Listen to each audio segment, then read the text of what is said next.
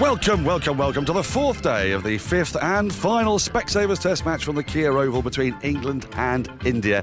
This is going to be the day, it's going to be the day that Alastair Cooks plays his last innings, whether we like it or not. He's not going to be batting tomorrow. So, with that in mind, I'm seeing a crowd dribble in. There are tickets available, and I would expect to see more people actually come through, as they will, witness history. 4,000 tickets were sold overnight. There are 17,000 people expected here today. That still leaves room for another 7,000. So if you don't pull a sickie today, you never will. The sun is shining. It's absolutely glorious. I'm joined by Phil Tufnell and Michael Vaughan. Briefly, how excited are we in anticipating, that finally we will stop talking about Alastair Cooks playing his final innings? Well, this is his final day, of course. Test match batting. Conditions are perfect, aren't they? I think earlier this morning I saw a little bit of cloud cover. I thought, oh, wait a minute, it might swing around. But that seems to have disappeared. It feels like a lovely morning to go out there and score a few runs. Let's hope he gets 4, gets a 50. You know, we're looking for the golden finish. Can he get another 50 on top of that to get to 3 figures? It will all be about Alastair Cooks, particularly the first half an hour. Tuffers, we're going to talk more about the match situation, but on that, on Alastair Cooks, yes. 1,500 in his first test, 1,500 in his second, and his last, maybe? Good morning, by the way, good morning, everyone. It would top and tail it beautifully, wouldn't it? I'm very, very excited. As you say, if you've got a day off, if you can get down there, get yourself down there and watch it. Well, we'll look forward to what we can expect to see today here, the Oval on the fourth day. But first, why don't we look back at yesterday's action? A day dominated, really, by Ravi Jadeja and Alastair Cooks with our pint-sized TMS. Murray on strike, Ward bowls to him, and that's edge. It's gone between first and second slip of 4 very quickly. It wasn't a chance. You do feel if England could make a breakthrough, there might be more wickets around the corner. The ball has done something this morning.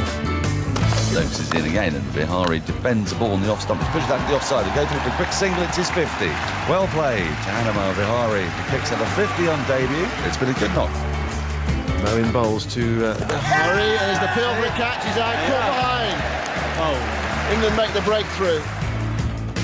Sharma. Oh, it's been on the outside edge. A huge clear given. Dharmasena gives that out, and Sharma walks off. Caught behind. Moeen into Jadeja. He cuts again, and this is going to run away to the boundary for 4. He moves to 50. Oh, and he's giving it the proper celebration. It's the bat waving twirl. She did it in the air, out a long on, and is taken. Good catch by Stuart Broad. Toss it up. Going into Jadeja, who swings this down the ground. That's a magnificent blow. It's gone for 6. Anderson again bowls, and Jadeja swings into the leg side. Runs here for him. Might well get 4, actually. They're just losing it here a bit, England. Moeen is clipped into the onside. He's going to go for a quick single here, and it's going to be out. 292 all out, India. England have a lead of 40. Right, Cooks is on his way. Everyone's standing up and applauding Alastair Cooks as he makes his way out to bat for England for the final time. And a huge roar as well. Jamie in again to Jennings. There's 2 slips. Oh, he's bowled him, leaving the ball. Deacon Jennings, what have you done? Last ball of the over, bowls to Cooks, who drives him beautifully down the ground for 4. You don't often see Cooks play that shot. Jadeja goes into bowl. Jimmy's bowling, and England lost their second wicket. Moeen Ali bowled by Jadeja. But they've held on to England today. Boomerang into Root. He flicks it beautifully before. That was as easy as you like. So England lead by 154, and Alastair Cooks has made it through to the close of play. He's determined to go out memorably. So it's 114 for 2, and the lead 154. Don't forget, of course, you can watch those highlights on the cricket section of the BBC website and app, and all the highlights that there will be today, including the moment when Cooks finally walks off for the final time. We've talked enough about Cooks. There'll be plenty of that for the rest of the day. Let's take a look at the match situation. Now, I've got Phil Tufnell and Michael Vaughan with me. England battled through very well, didn't they, in that evening session in this Test match. Wickets have tumbled in the evening session. They were testing conditions, but Cooks and Root, former captain and captain, combined really well there, didn't they, Michael? Yeah, I mean, India grabbed the momentum yesterday morning with the way that Jadeja came out and played. I thought he was terrific for India. And you just got a sense when England went out to bat with obviously the emotion of Alastair Cooks. There was a lot of nerves around, and you just sense that wickets may fall. But I thought they kind of handled that kind of initial burst by India nicely. Disappointment again for Keaton Jennings. Moeen Ali came out and played with a little bit more aggression than we saw in the first innings. He was well set until he played a big drive off Jadeja. Nice one through the gate. But then this partnership was crucial. India, you felt, had to try and get some wickets in that last session, which has been the kind of session that wickets have fallen on day one. 6 fell, I think 5 fell on day 2. They've overcome that, so they've given themselves a foundation. You're looking at it from an England perspective. If they bat this first session nicely, I think that's going to go a long way to them winning the game. India have to get wickets. They have to get a few wickets this morning, probably 5 or 6 in the first session. That will give them a sniff, but you just sense that England kind of dampened down the pressure that India threw at them last evening with some nice play. Well, if they're going to get those wickets, they're going to need, you would think, perhaps the weather to help them out. It's been fairly decent batting conditions when the sun is out. Let's find out how it's going to be today with Simon King. Hello, Simon. Hello, Dan. Yeah, well, it's pretty straightforward, actually, the weather forecast for today, and indeed, actually, through tomorrow as well. It's not a particularly cold start. Temperature's already about 17 degrees Celsius, and with that sunshine that you've got already there at the Oval, it's going to continue to be a fine, dry day with those sunny spells and temperatures eventually getting up to about 22 Celsius during this afternoon. It might be a little bit breezy, but it shouldn't cause any problems at all, really, that wind coming in from the west or southwest. For tomorrow, it'll probably be a cloudier day, and the humidity might just creep up a little bit through tomorrow because of that cloud. Still quite a warm day, temperatures about 23 degrees, and again, just a little bit breezy with that wind coming from the west or southwest. Simon, thanks ever so much for that. So very encouraging from an England point of view. Warm, dry, sunny weather today. And then tomorrow, clouds coming in, a bit more humidity. Now, this is going to put an awful lot of pressure on India, Phil Tufnell. Yeah.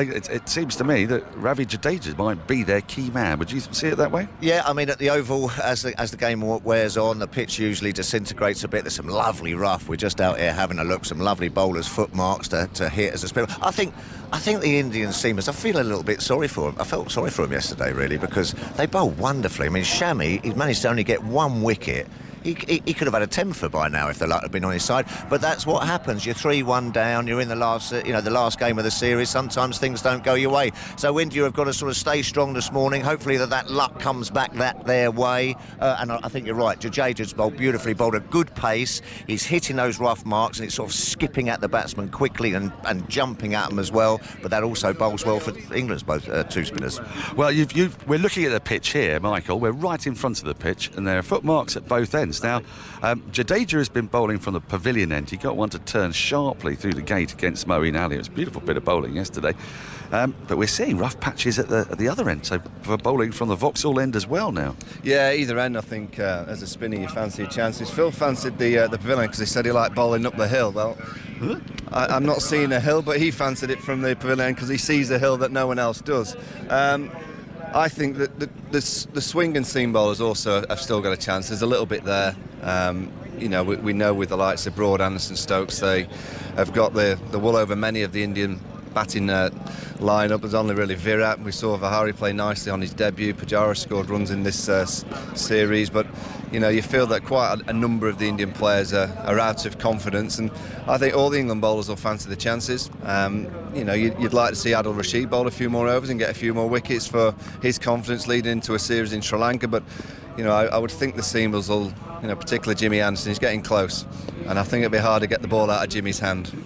Well, look, why don't we get the feeling from inside the England camp? Paul Farbrace has been talking to Eleanor Oldroyd. It's been an interesting test, I think, right from the start. We went away at the end of the first day saying we weren't sure whether we'd had a really good day or a terrible day. And the way that it's panned out, it just seems as though you go through periods where nothing's happening. The wicket that Mo got just before lunch seemed to, I don't know, maybe give us a bit more belief, and then obviously we finished off with a bit of a lead. At one point we looked like we were going to have a decent lead, and we were thinking it'd be nice to, something between, 75 and 100 would be a good lead. And yet Jadeja played brilliantly, and he showed that he's a high quality player. I mean, he's a dangerous cricketer with bat, ball and in the field.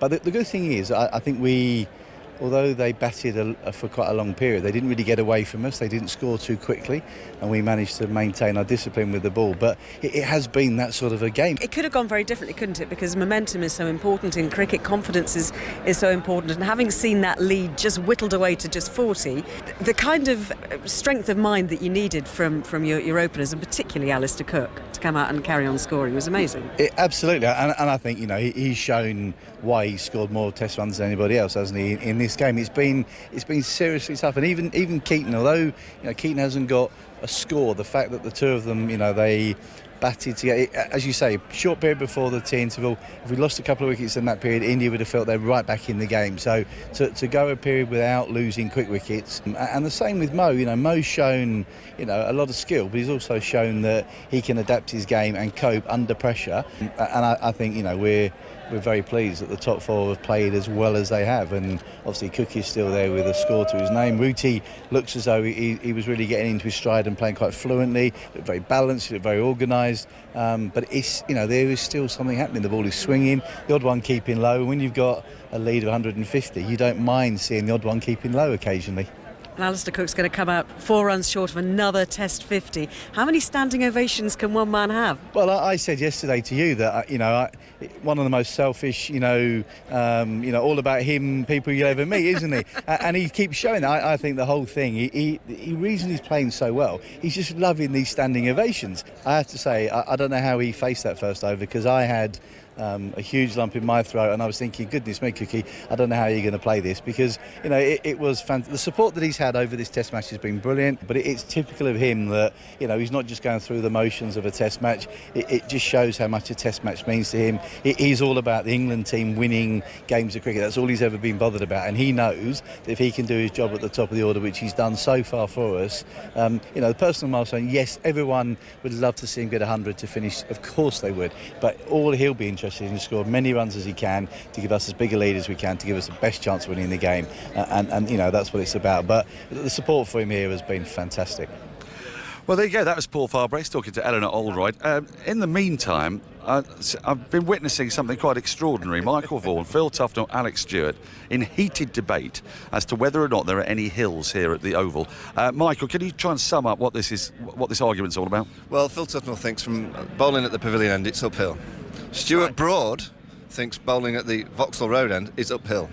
So I suggest that they are both uphill.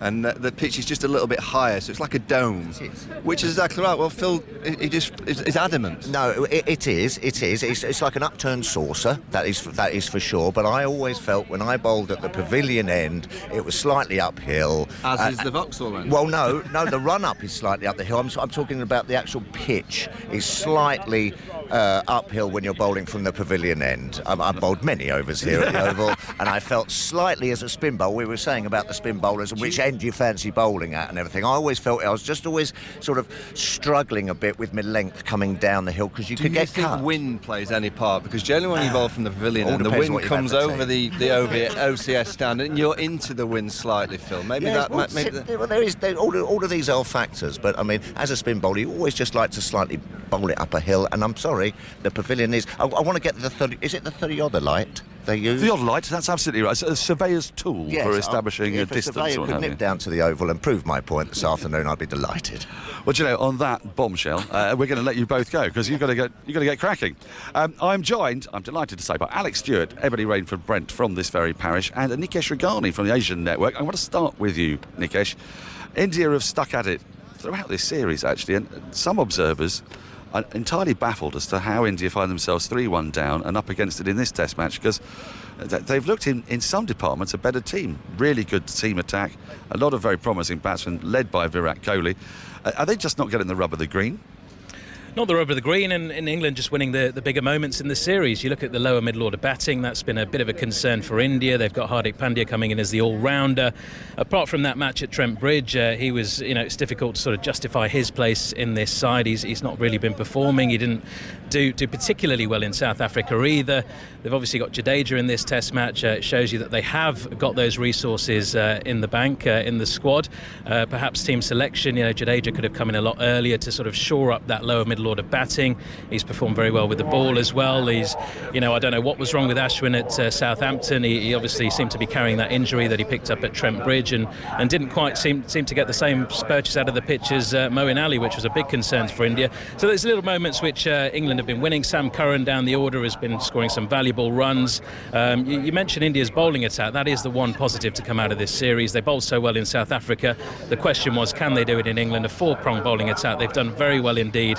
And I think going forward, that is a huge plus for India, because it's been a long time since we've seen an India side with more than one seamer who looks like taking wickets on a regular basis. They've had Javagol Srinath, they've had Zahir Khan in recent times. They've never really had anyone to back them up. This time you've got Jasprit Bumrah, Ishant Sharma and Mohammad Shami all doing the business. So I suppose that's the one positive they can take, but they've just lost too many of those big moments in this series. I want to come back to Jadeja and to you, Alec. I don't understand it. This man averages 43, batting at number 8, so the best number 8 average in world cricket since 2016. He took 4 wickets in the first innings. He's turning the ball a mile between bat and pad. Is it a matter of favouritism? Is it that Kohli doesn't sort of like him? He's an ICC ranked number 3 bowler in the world, and yet he's being kept out of the side in the last Test match by a guy with a groin injury. Yeah, well, you can't fault or question Ravi Ashwin's bowling stats. He's an outstanding bowler. I think where they got it wrong was playing Yadav at Lord's. They got carried away with his white ball performances and not looking at the bigger picture, which is red ball cricket, where you have to bowl tightly, you have men around the bat to try and create wickets, and you don't have people out in the boundary waiting for a bad ball. A little bit why I think Adil Rashid has been potentially under-bowled in the Test series, because he will still bowl more bad balls than good balls. But I just think India's selection policy was mixed and confused, and their batting just hasn't been good enough. That's been the thing. They've bowled exceptionally well. I reckon they've equalled, if not out-bowled England over the whole series, but their batting has just not been good enough. Virat Kohli, world-class number 1 in the world, and we've seen that. The rest have only shown glimpses, and that's why the margin's 3-1, probably going to end up 4-1. Is it a fair reflection? I always say series results don't lie, but it's actually closer than how it could have been if India had actually applied themselves better with the bat. Well, the 2 men who came into this side for the 5th Test for the first time in the series, Jadeja was joined by, of course, Hanuma Vihari, who also scored a half-century. These 2 top scoring for India, and he was telling Alan Aldroyd how thrilled he was to have got that half-century on his debut. I enjoyed it a lot, especially today. Yesterday I was a little nervous, to be honest, when I initially went in, but once I settled down, then I got settled down nicely on the wicket, and it was an important partnership between me and Jadeja. So it was good. I would love to carry on, but that's the game. You get a good ball sometimes, but you have to accept.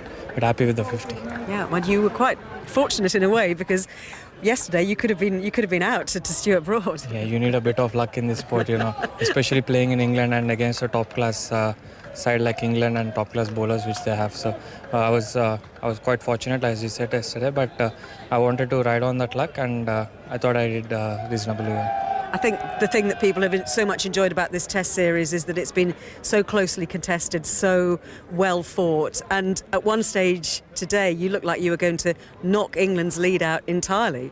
Yeah, if me and Jadeja would have carried on till lunch, you never know what would have happened. This series is such that it's very unpredictable. You don't know which way the match is going. That is the most exciting part playing in England, and I hope that everyone in the Indian dressing room are proud of the way they played, and will go with the heads held up high going back to India.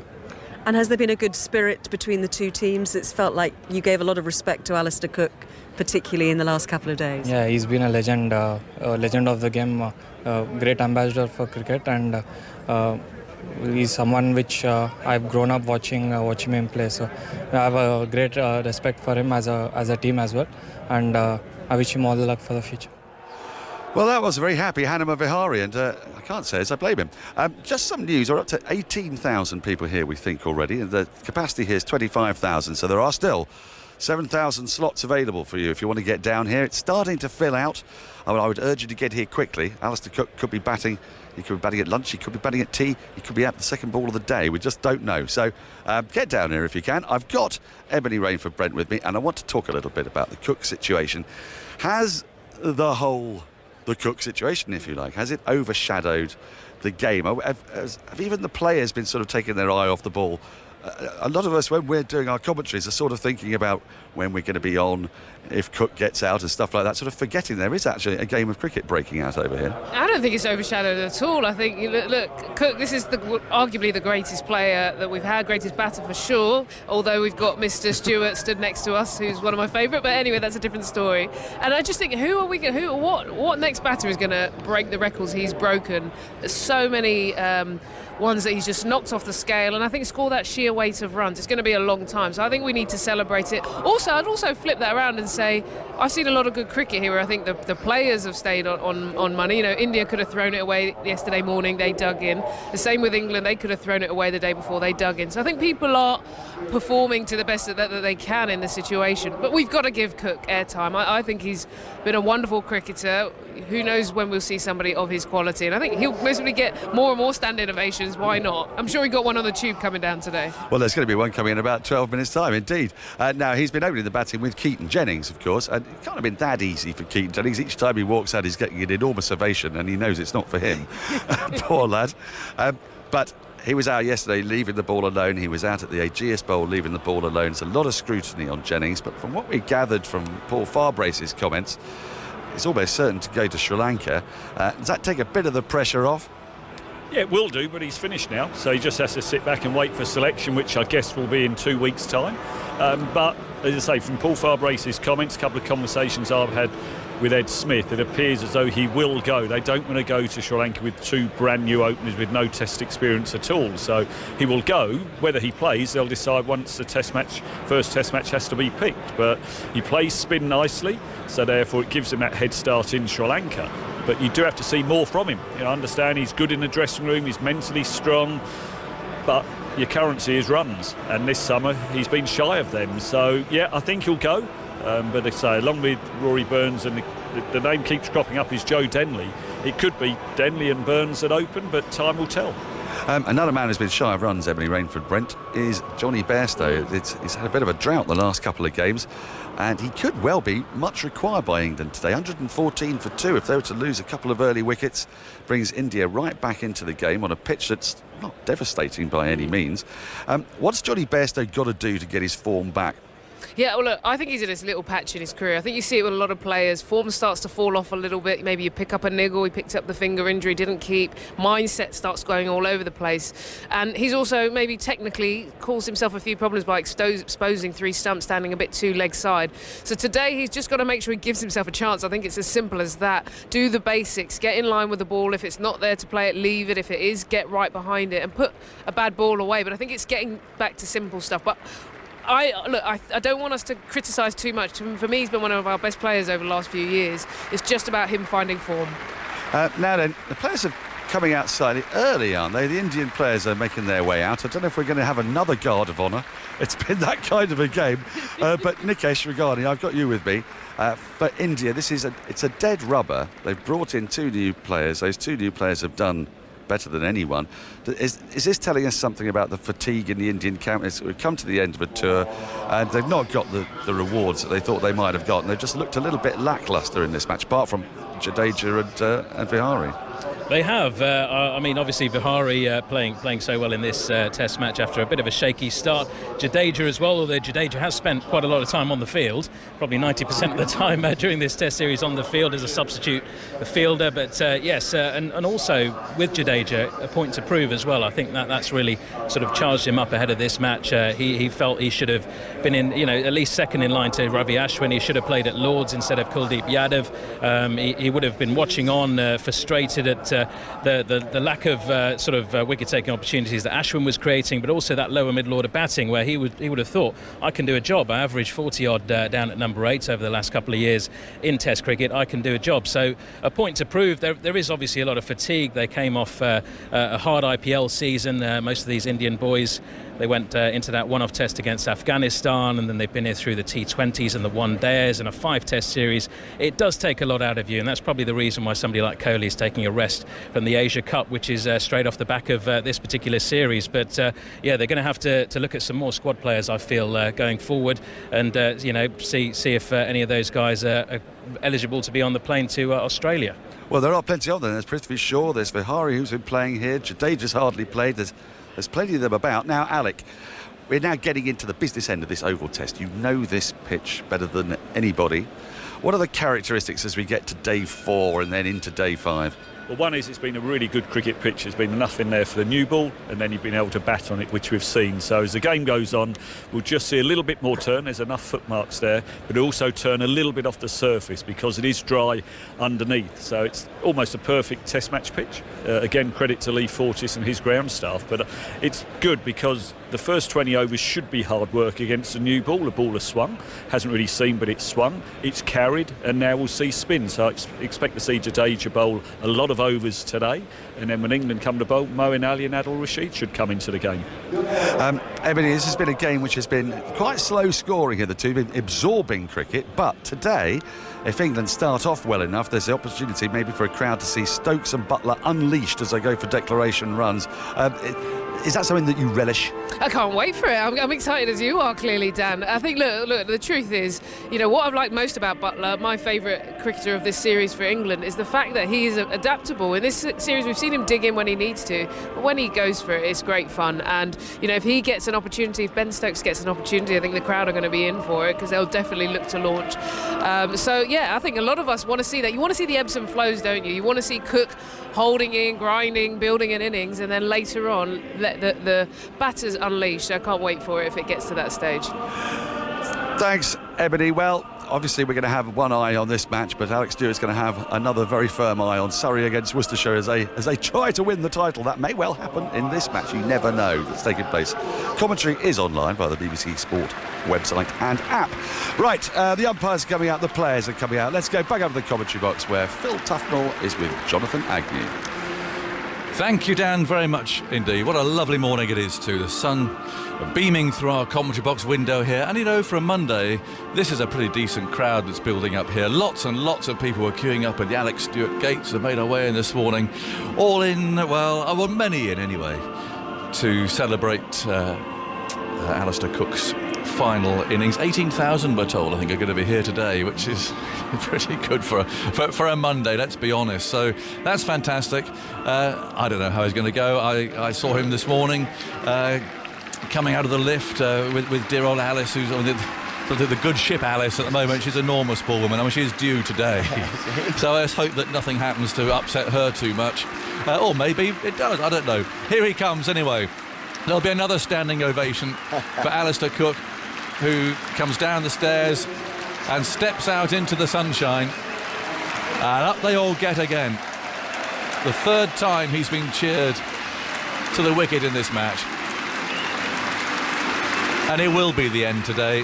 Whether it's in 5 minutes, 5 hours, who knows, but this will be the last day in which he bats for England.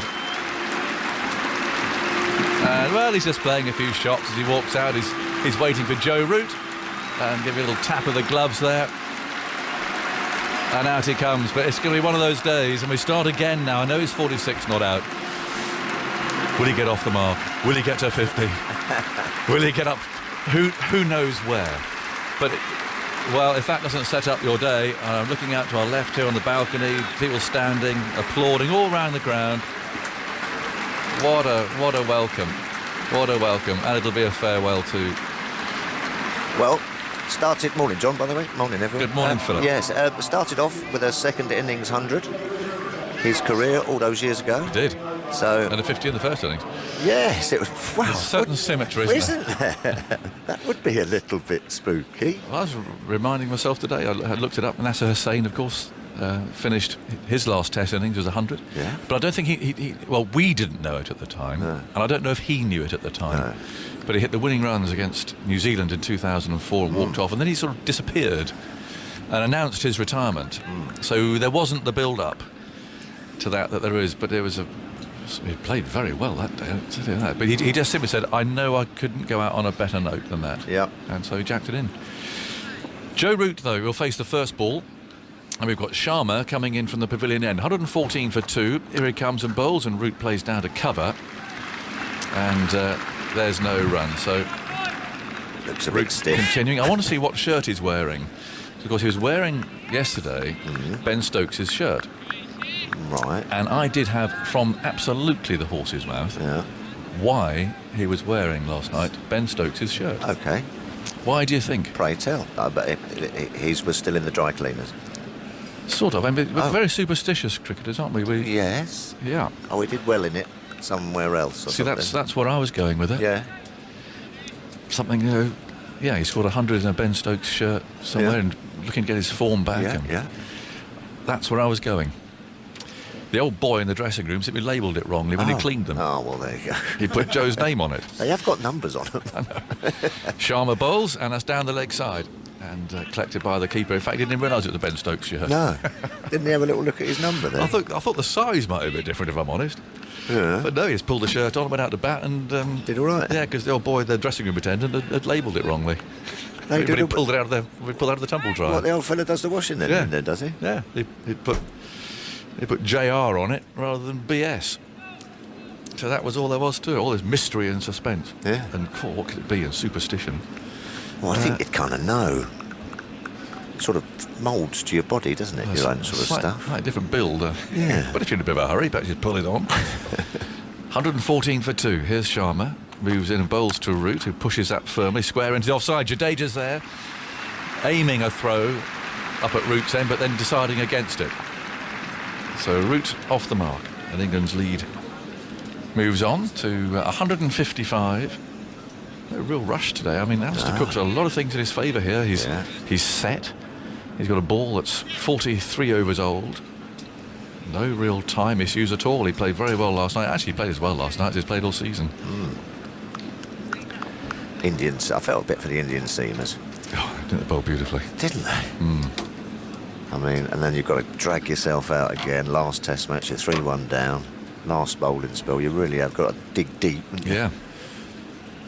Made a mistake with these shirts again. It's having to commentate through the reflection of the shirt. I know, it's not easy. Here's Cook's first ball of the morning. Sharma's on the way and bowls to him. He turns that away into the leg side, at least for one. Jadeja's after it. He looks over his shoulder. He's so quick. And wisely, Cook says, no, I'm not going to come back for the second. And so Jadeja, with all that hair, he sweeps it back and puts it away under his sun hat.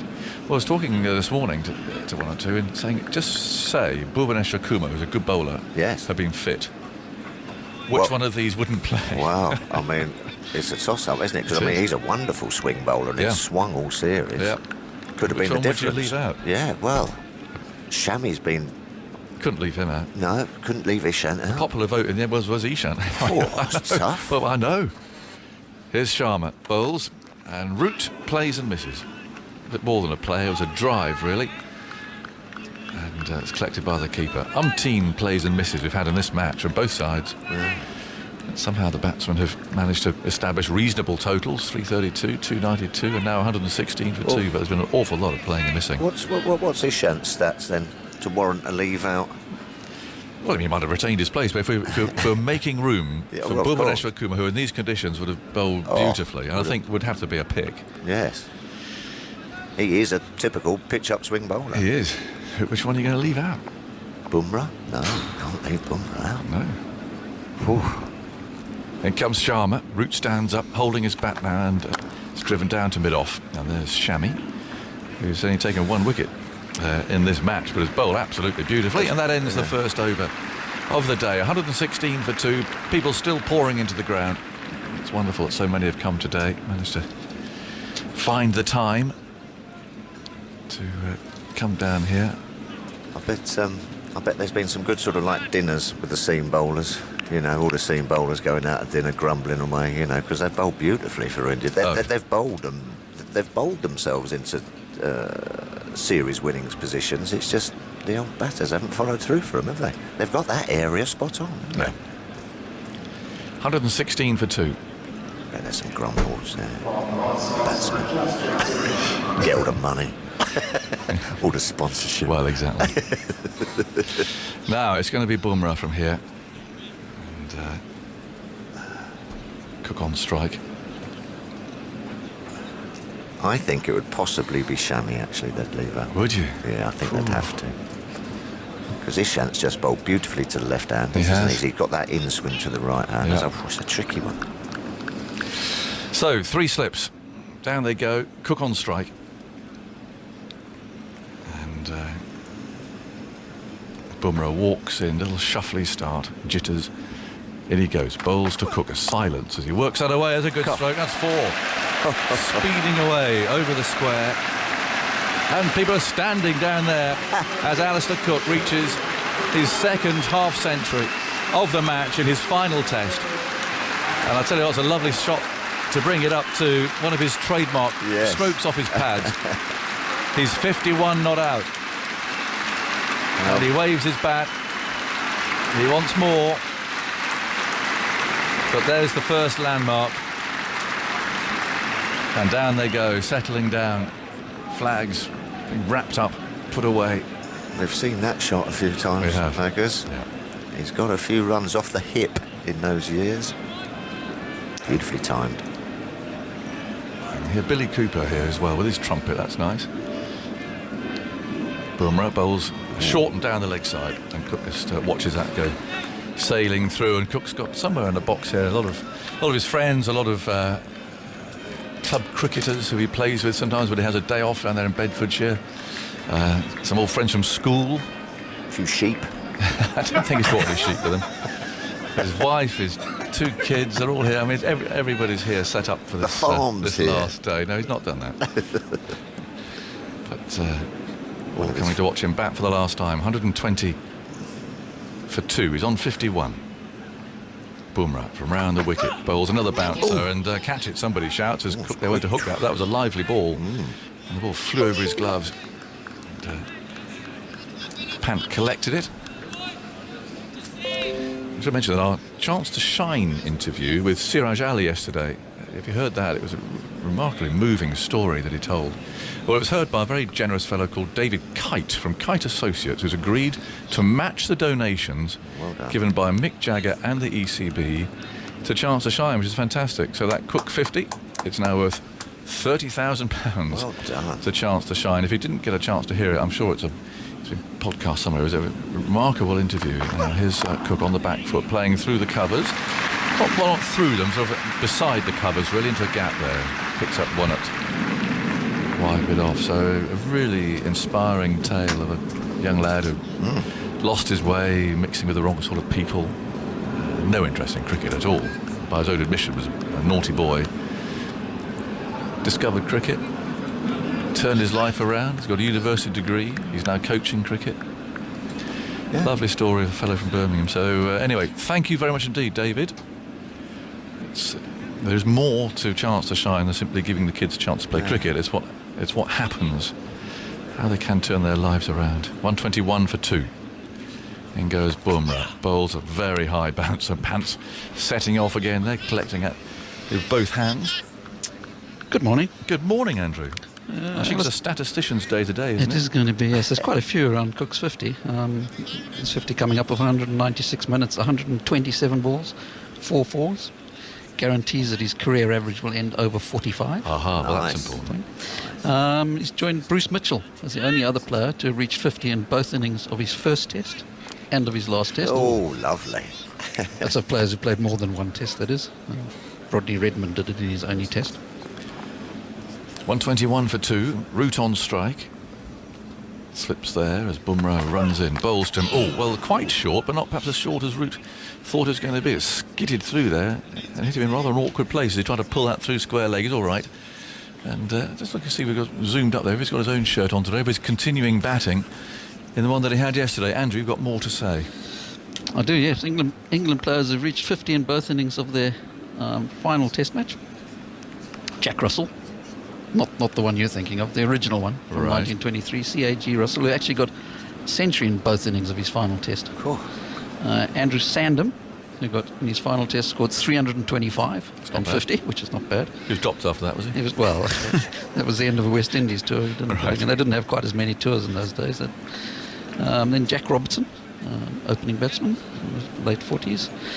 And TMS's very own Vic Marks, who got 50s in his last 3 innings in Test cricket. Vic. Did he really? Well, typical Vic, he's kept that quiet, hasn't he? Hasn't he? Well. Kept that under his corduroy jacket. Yeah. Now Jadeja's coming on. Is he wearing that again today? Is he?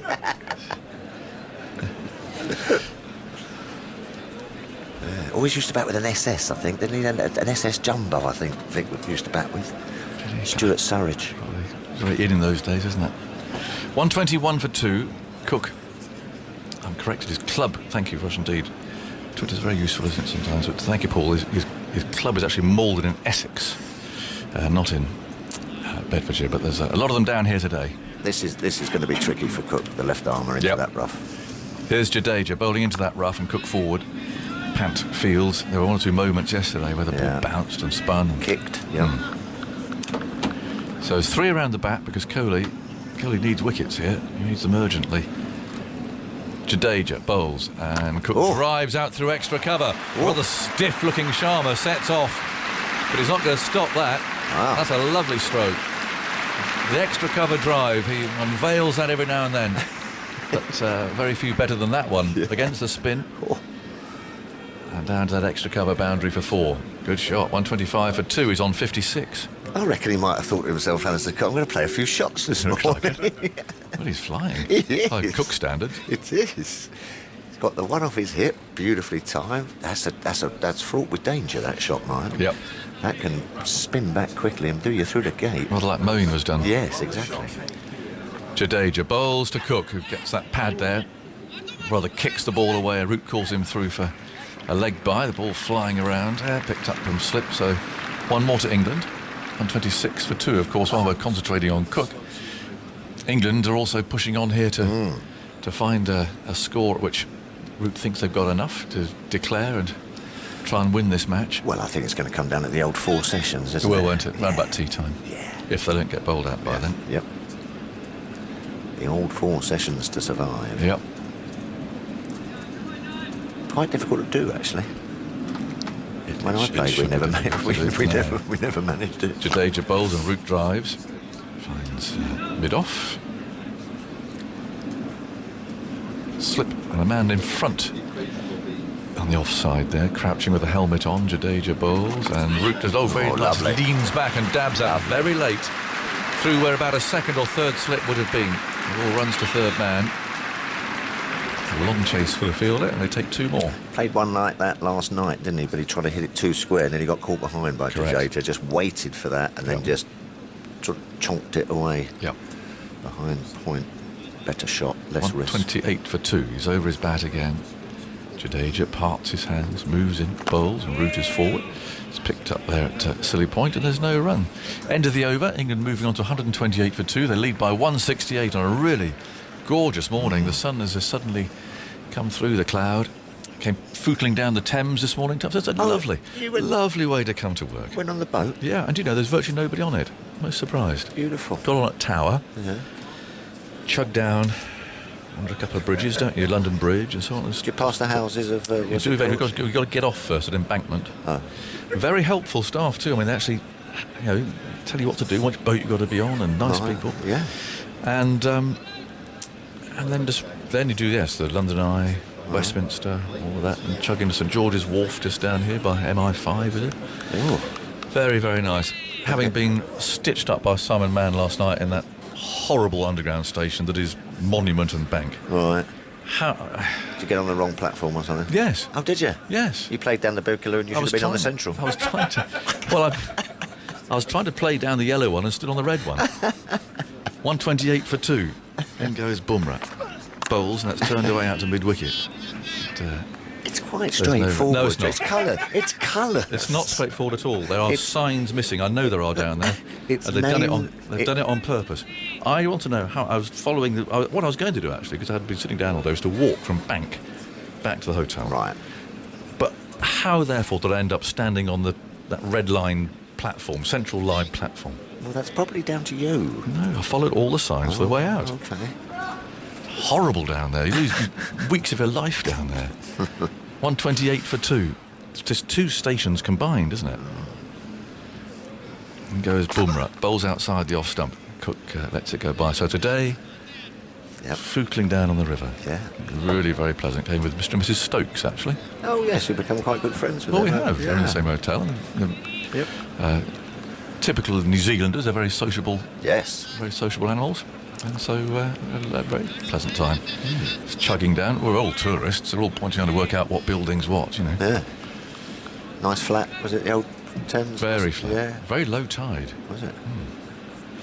A few swans around. Swans? 128 for 2. There's Bumrah, bowls, and Cook on the back foot plays straight. And mid-off will come and pick that up.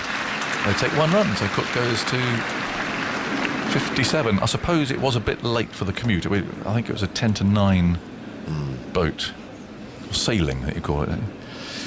Departure anyway. So maybe that's a bit late for it, but it was just deserted. Sat outside. Is it reasonably priced, is it? I think it was £8. Yeah. About the same as the Underground. I don't know. These days, of course, you just put your card on it, goes bing, and off you go. Coffee on board. Nice. Yeah. Croissant. Yes.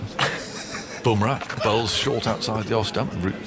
Sways out of the way. It's taken by the keeper. Bigger, different perspective, don't you, on the river? Yes, you do. There's a dry dock there with a very old ship on the southern bank. It's rather impressive. A real old sail ship, you know. Yeah. HMS Belfast. She's still there? She's still there, yeah. Yeah, looked in good order. Guns pointing up. I can remember going on a school trip to HMS Belfast. Yeah, I remember going to. Banging my head on the doorway. It's very low in there. A few years ago now, wow. 129 for 2. 2 slips crouching there as Bumrah's on his way. Bowls a bouncer. Root can very easily just duck his head and that flies over his helmet. And umpire Wilson's got something to say here. That might be that it's a second short one. He's making everybody know that he's aware of that. He emerged from behind the stumps and actually announced whatever he was announcing there well beyond the crease. He's got his coat on today, a bit chilly for the man from Trinidad. Yes, I've gone wrong here. I've put sort of a knit, sort of fine gauge knit top on. I'm a bit warm here. Don't think he'll have that coat on all day. Beautiful out there.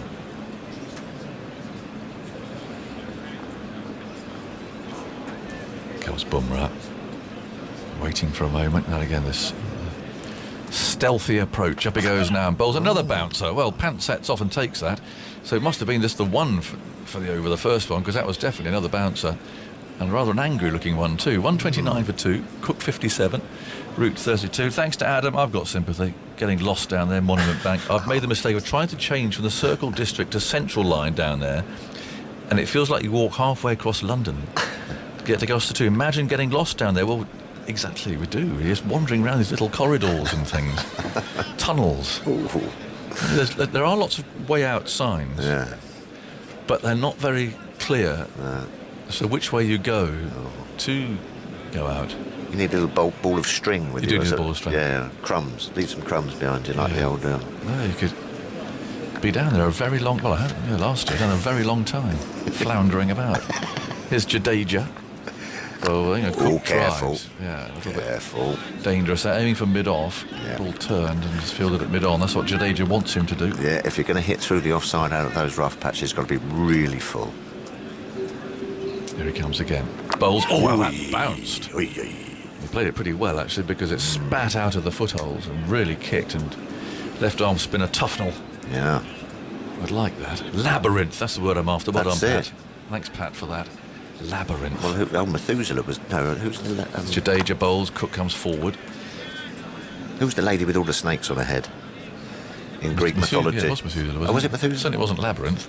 No, but Medusa. Right. But she was in the labyrinth, wasn't she? Oh, was she? I think so. Jadeja tosses this up. Cook drives him hard out of the middle of the bat, straight to wide mid-off. Mark Wilson said, I think you'll find the very old ship was the Cutty Sark. Perhaps it was. It's in a dry dock at the moment. Up on the side, on the south bank there. I thought that was in Greenwich.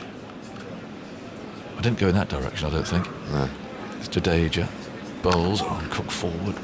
Plays into Jadeja's right hand. Sorry, it was the Minotaur, not... right. Yes, the Minotaur was down there lurking in Monument Station for you. There could be a lot of things lurking down there. Here's Cook forward, clips him way out to mid-wicket. It's the end of the over. At least Joel Wilson thinks it is. It is indeed. So we've had 20 minutes, and Cook has advanced to 57. 129 for 2. It's gone quickly, Tuffers. Cook 57. Root has 32, and taking over from me, the man who's responsible for last night floundering around in the labyrinth, Simon Mann. He abandoned me at Borough. Did he? Never good to be abandoned at Borough. He's come out positive, Alastair. Beautiful couple of shots to get himself going on this final knock for England. Morning. Good morning. Good morning, Tuffers. Morning. Lovely to see you. 129 for 2. What a lovely September morning it is. A decent sized crowd in as well. Cook still there on 57. I think I have to defend myself. Yes. Don't you? I think now you have your opportunity. It's only fair. Milad. This is Bumrah going into bowl to Root. 2 slips in. Goes into bowl to him now. Another short ball, and it flies through the gully area. Off the shoulder of the bat down to third man. Yeah. And they are through for a single. We didn't see much short pitch bowling yesterday, but Bumrah's come out and bowled a lot of short stuff. Yeah, why not if it's doing that? 130 for 2. When I left the box last night, I said to Jonathan, look, I'm going to see some friends who live near Borough Station. Really? Do you want me to show you, help you, hold your hand?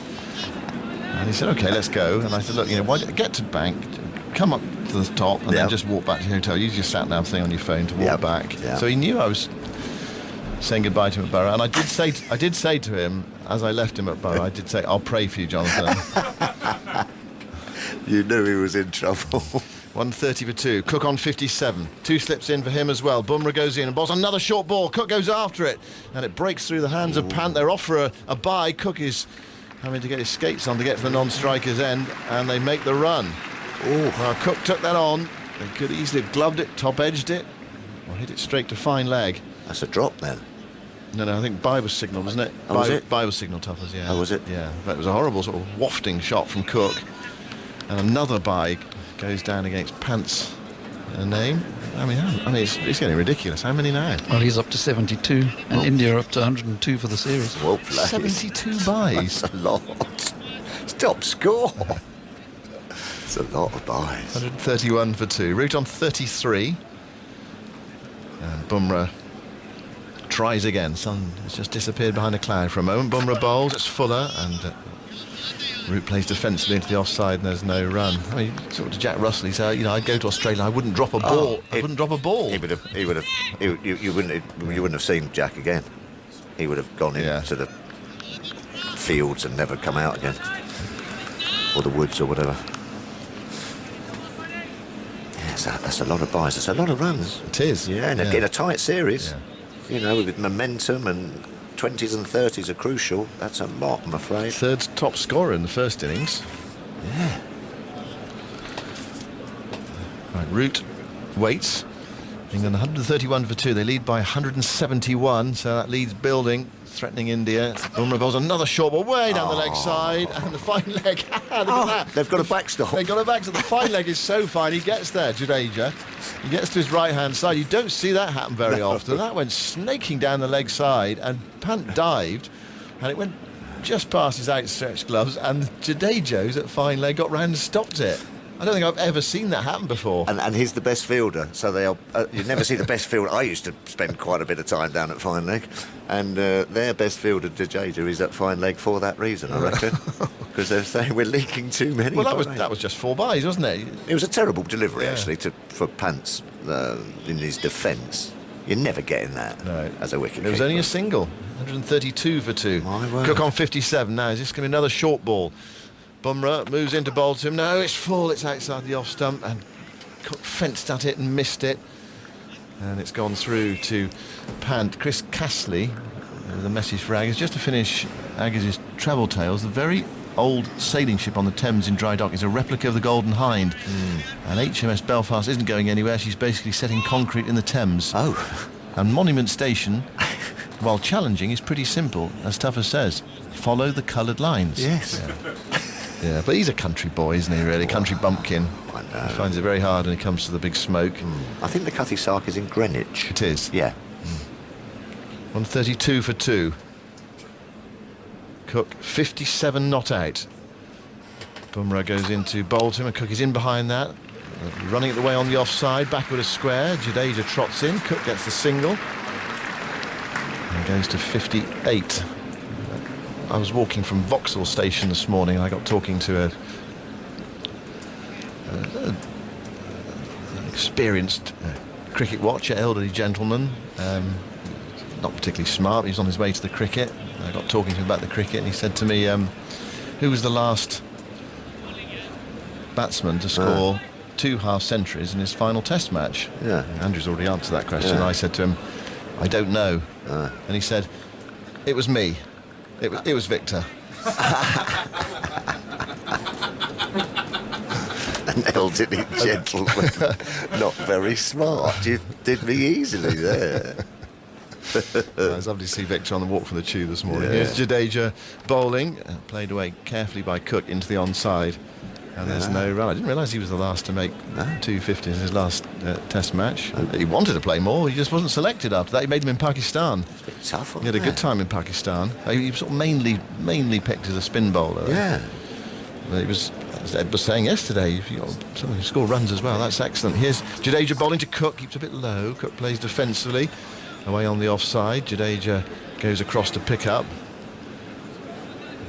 Runs his hand through his hair and walks back to his mark. Very short run. He's good for the over 8, Jadeja. Yes, he is. Goes in and bowls to Cook, who comes forward, prodding that back down the pitch. Jadeja picks up and there's no run. There are 3 close catches. Short leg slip, orthodox slip. Bowling into the rough outside the left-hander's off stump. Jadeja goes into bowl to Cook and that keeps very low. It's beaten him outside the off stump and taken by Pant. Oh, you like seeing that as a spinner. Not far away from the outside edge. Keeping low, skipping on, some turn and bounce. Oh, lovely. Not easy for Cook. 58 not out. Jadeja goes into bowl to him and that's pushed away into the offside. Pants out from behind the stumps, scuttling to his left-hand side. Cook pinches a single. He goes to 59. Well, whatever happens now with Alastair Cook, it's been an excellent test match for him. You don't want a low score, do you? He's had all the standing ovations. He's 2 half-centuries. Yeah. Put England potentially into a winning position. But whatever happened would have happened anyway. It would have been a wonderful. That's true. Jadeja bowls and Root pushes that to extra cover and there's no run. I know what you mean. You don't want to finish on a couple of blongers, do you? No, exactly. You don't want a naught in your last game. 0-4. Yeah. His lowest scoring test match. Has he ever bagged them in tests? I don't think he has, no. His lowest scoring test match. He actually did have a test match in 2009 where he didn't score a run. Didn't play in one of the innings? He didn't. He got naught in one innings. He didn't bat in the second innings. It was the 2009 Ashes test match at Edgbaston where England only batted once. Yeah. And it was rain affected. Yeah. That's the only game in which he's not scored a run. Not much of a game, is it? Not really, no. It's a long 5 days. It's a long field, that is. Yeah, no wonder he wanted to be at slip. But 32 hundreds, 58 50s. Wow. 32 hundreds. Yeah. It's a lot of hundreds, Simon. 32 50s, yeah. Let's watch Cook take on Bumrah, who has tested out the middle of the pitch. There are 2 men back behind square on the leg side. Bumrah goes in to bowl to Cook. It's another short ball and he under-edges it through to the keeper. I'll try doing that deliberately. It's gone on the bounce to Pant. Has it? Yeah. How's that happened? I don't know. Absolutely bizarre. He went for the pull shot outside the off stump. He's hit it down. He's hit it down, just missed off stump. Under edge, past the off stump. Yeah. On the bounce through to Pant. Well, he's going to take it on, I think, by the looks of it. I mean, that's one of his 3 shots that we've all been talking about. Is the pull and hook. 2 men waiting. Well behind square as well. Yeah. Normally, he'd sort of just deep backward, but he's halfway between deep backward and fine leg, and then there's a very fine leg, presumably for the ones that go past the wicket of the buys.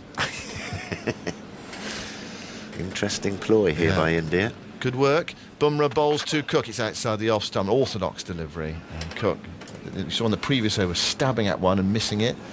That one was just in the channel, just tempting him to sort of try to force it. And it went through to Pant. He let it go by that time. So the next milestone for Cook is 76, Andrew, is that right? Right. Yeah, 76 will take him past Kumar Sangakkara into 5th place overall on the Test run scorers list, and he'll be the leading left-hander on that list. The highest scoring left-hander in history. He needs 17 more. That's pretty special stuff. Bumrah bowls to him, and Cook comes solidly forward and gets a single towards straight mid-off, stopped by the boot of Shami, away to his left-hand side. He's been nice and positive this morning, Cook. He's been a slightly different Cook than the one we saw yesterday. He goes to 60. And I might have said this earlier in the first when he came out, and that's opening bat as well, you know. That's new ball every time. Every time. Never. Well, he had a little go at 3, didn't he, for a while, I think? Yeah, not much so. But, you know, all these other fellas, not that it's, you know, it's a little bit easier down at 3, 4 and 5 and things like that. Highest scoring left-handed bat in international cricket. Not if he gets another 16 runs. Yes. Go on. Root for now on 33. Bumrah bowls to him, very full, Root dry, thickish inside edge. He was looking to hit that into the offside, hit it to mid-on, and there's no run. Yeah, as an opening batsman, he's now on 11,758 runs as an opener, which is nearly, well, it's over 2,000 more than anyone else opening the batting, which Sunil Gavaskar on 9,607 is next. So he's nailed that. Yeah. Easy. Now he's just off the left-handers and things. Yeah. 135 for 2. The lead is 175. Root waits, back raised in the watery sunshine. Bumrah bowls a Yorker, which Root digs out and somehow manages to get on the bounce to second slip. There have been a few sort of curmudgeons have said, oh, you know, Cook's not that good. You know, why we really? It's all over the top, all this hype. But I think just being. Phenomenal. I mean, someone made the point yesterday, I think it was Graham Thorpe, just to play for your country is a fantastic... Well, no, just to play for your country is a fantastic achievement. Once. Yes. And then... He's played 159 consecutive games. Yeah. 135 for 2. Bumrah goes in to bowl to Root, and a bit short, and Root doesn't play entirely convincingly. Keeps the ball out of his body, really, hitting his body. He's not really threatening the stumps. Defended it back up the pitch, and there's no run. End of the over, 135 for 2. You can't have a go at Cookie. You know, I mean, the one, if you were to sort of try to chip away at the bit, you'd say he's not the most glamorous batsman, is he? He's not. We can't all be glamour pussies, you know. No. Can't all be like you, Thomas. No, well, there you go. It takes all sorts, you know, in this wonderful world we live in. Yeah. And at the end of the day, cricket being a stats game and a runs on board and wickets taken is one of the best. Yeah. End of, I'm afraid. Oh yes, I mean, I'm sure he'd love to be able to play the switch hit. But he's decided not to. Yeah, well, that's in a way that's what's helped him, hasn't it? Just if you concentrate on 3 or 4 strokes and have a solid enough defence, which is sometimes a bigger skill than, you know, being one of these, noggin. Right, there's a delay, I think, because another helmet has been brought out. India might be thinking of a silly point. It looks as if they are. Anyway, it's taking a long time. 135 for 2. How many balls has Cook batted for in this test match now? His first test match, he batted for 403 balls. He's now up to 343 in this one. He made 60 in his first test innings. He's on 60 at the moment. Today's is going to bowl to him. Well, eventually, when they sort out the protective equipment, silly point's going in. So we've got silly point and a short leg and a slip and a short mid-wicket. The slog sweep's available over mid-wicket. There's a man back on the cover boundary. Here is Jadeja bowling into that rough, and it's short, and it's back cut by Cook for 4. Hits the rope now. Bad ball from Jadeja, firing it in, a bit short, and Cook skillfully put it away. Takes him to 64, and England to 139 for 2. And the subplot continues, the plot within the plot. The overall plot being, can England make it 4-1, but the subplot this morning and perhaps into this afternoon, can Cook make 100? Here is Jadeja bowling to Cook. He comes stabbing forward and he beats the inner ring on the offside, and they're through for another one. So Cook goes to 65. It's 140 for 2. Michael Vaughan is here. Good morning to you, Michael. Good morning. Well, it's been a nice start by England. I didn't like what you just said about Alastair, that the slog sweep is on. Well, it is. I'm too sure he's played too many of those. I like the way he's playing. Yeah. I don't want to see him go for a Moeen Ali style slog sweep. I think he should just carry on playing. He's looked in good rhythm. He has played it from time to time though in his career. I don't want to see him play it today. No. Not yet. Maybe later on. The lead is 180. Jadeja round the wicket to bowl to Root. It's short, it's forced away. It's a nice looking shot. Root played a couple of those against Jadeja last night. But India have a man back now. Pujara on the deep cover boundary. I watch India, and there's some basics of captaincy that I don't think changed throughout the eras. And one of the basics that I was taught very early, that you start the next morning with the bowlers that had the best success the day before, who all bowled the best. Jadeja bowls to Cook. Cook comes forward, turns that into the onside. Jadeja goes across to pick up, and there's no run. And Mohammad Shami has been India's best seam bowler in this game. He's not bowled yet. Jadeja tries again, bowls to Cook, and Cook nudges that away on the bounce to short leg, where it's stopped. And there's no run. That single for Root earlier in the over took him to 34, the score to 141 for 2. Cook's on 65. Jadeja bowls to him. Cook comes forward, plays it on the bounce this time to silly point. There is no run. It is the end of the over. It's Dhawan in there at silly point. Jadeja's bowled. How many overs is that, Andrew? 18 overs, and taken 1 for 49. 141 for 2. The lead is 181. Yeah, I'm really surprised that India didn't start with Shami. Still going to be Bumrah to carry on. He's bowled quite short. He's gone for the short stuff this morning, hasn't he? He's not pitched too many up. There's not a great deal of swing. You don't find too much swing when you're pitching it halfway down. Good crowd in. How many do you reckon's in? Well, they'd sold 17,000 tickets before play today. Whether there's people come up and buy on the gate as well. I think it's the end of the holiday season. All the children have gone back to school. One or two youngsters I saw arriving, just doing what I would have done. This is Bumrah beginning a new over. Bowls to Root, and Root gets a thick inside edge. It goes down to back of square leg. Kept a bit low, and they're through for another run. 142 for 2. I say all the schools are back. I mean, sometimes some of the private schools start back a bit later after summer holidays. But I mean, what is it now? What is the date today? 10th of September. And most people are back by now. Yeah, my kids are back.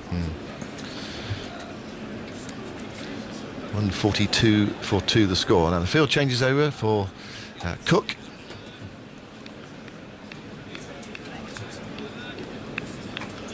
Two slips in. 6 pigeons away on the offside. It's behind cover. And Bumrah tries again. Still with those 2 men back as well, behind square on the leg side. Bumrah testing out the middle of the pitch. Goes in now and bowls to Cook. It's full. It's driven square with the wicket. That's a nice looking shot. Jadeja's quick there across the turf and gets there. Brilliant piece of fielding on the point boundary. Keeps Cook to 2. And Bumrah appreciates that. He stands by the stumps, hands raised, and applauds the fielder. Well, if anyone was going to stop that, it was going to be Jadeja. Oh, it wouldn't be Kohli because he wouldn't be out there, but Kohli could have done it as well. Fantastic piece of fielding from Jadeja. One-day piece of fielding, really. 144 for 2. Cook square driving, taking it on. One-day piece of fielding. Well, that real fully committed dive and sprint. What are you trying to say about test fielders, that they don't dive? Well, we saw Ishant scored one to the boundary earlier, didn't we? Bumrah bowls to Cook outside the off stump. Cook, there's a fidgety looking leave there, lifting the bat and allowing it to go through to Pant. I mean, in one-day cricket, everyone's got to be in a field, haven't they? But in Test cricket, one or two, the old sort of tight hamstrings, the quick bowlers, not always that athleticism you see, all-round athleticism you see in one-day cricket. But I get your point you're making, that one-day cricket's filtered into Test cricket, and then the running as well. The running between the wickets over the years has massively improved. What you try to pinch these days. Cook on 67. Bumrah bowls to him. And Cook plays solidly up towards mid-off. A bit of a punch to that defensive shot. Definitely a bit more positive this morning. The pitch is playing nice. I think you're looking at an Indian side that's at the end of a long tour. 3-1 down in the series, and just that intensity doesn't quite seem as it has been, understandably. That's a Moeen Ali, Rashid, Broad, Anderson, Stokes. They'll be looking forward to having a bowl eventually, probably later on tonight. What do you reckon, an hour? Something like that. Bumrah bowls to Cook. Cook comes forward and plays that very nicely well on the offside. There's a tumbling save though in the covers. He hit that crisply. Not trying to hit it too hard. Came out to the middle of the bat, but stopped on the dive at cover, and there's no run. I reckon an hour after tea. I'm not sure they'll be as far enough ahead at tea. If you think, say, about 3:50 with 4 sessions left, they won't pull out then. So I reckon probably a bit longer. Yeah, it'll be an hour tonight, something like that. If you were an alien and just landed on the planet over the last few days and you watched Alastair Cook bat, you'd be, and so he's retiring. You'd say, pardon. Yeah, I know. What's he doing that and for? You see one or two of the others, but why is he retiring? Last ball of the over. England's lead 184. And Bumrah goes in and bowls to Cook, who comes forward and plays that through extra cover, probably for 2. Shami's after it from mid-off. Cook's back for the second. Stops 10 yards from the boundary. And Cook is playing nicely. Not trying to put the mockers on him, he just is. 69 not out. 146 for 2 is the score. So England's lead is moving towards 200. More from you, Michael. And then it will be Daniel Norcross. Yeah, in terms of movement and movement back into the ball, this is as good as we've seen Alastair for a long while.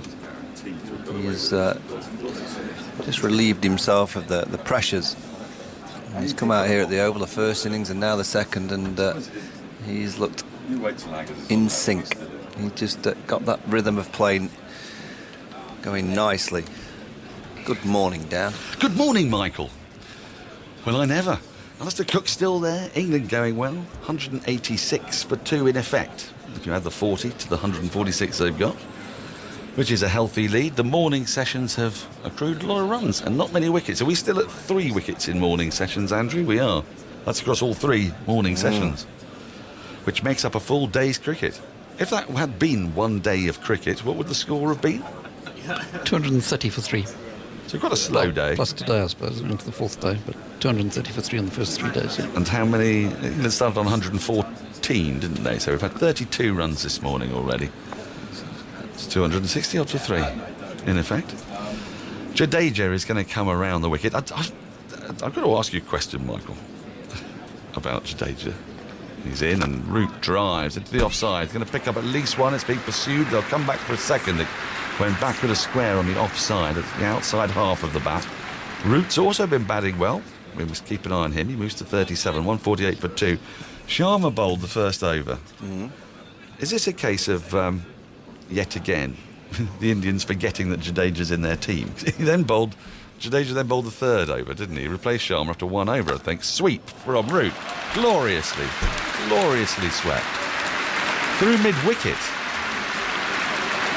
For 4. 41 he moves to. England's 150 comes up. There's real fluency in England's batting at the moment. 152 for 2. Yeah, I mean, there's Sharma, Jadeja, Bumrah, you've all been used, but Shami hasn't. He's been the best seamer.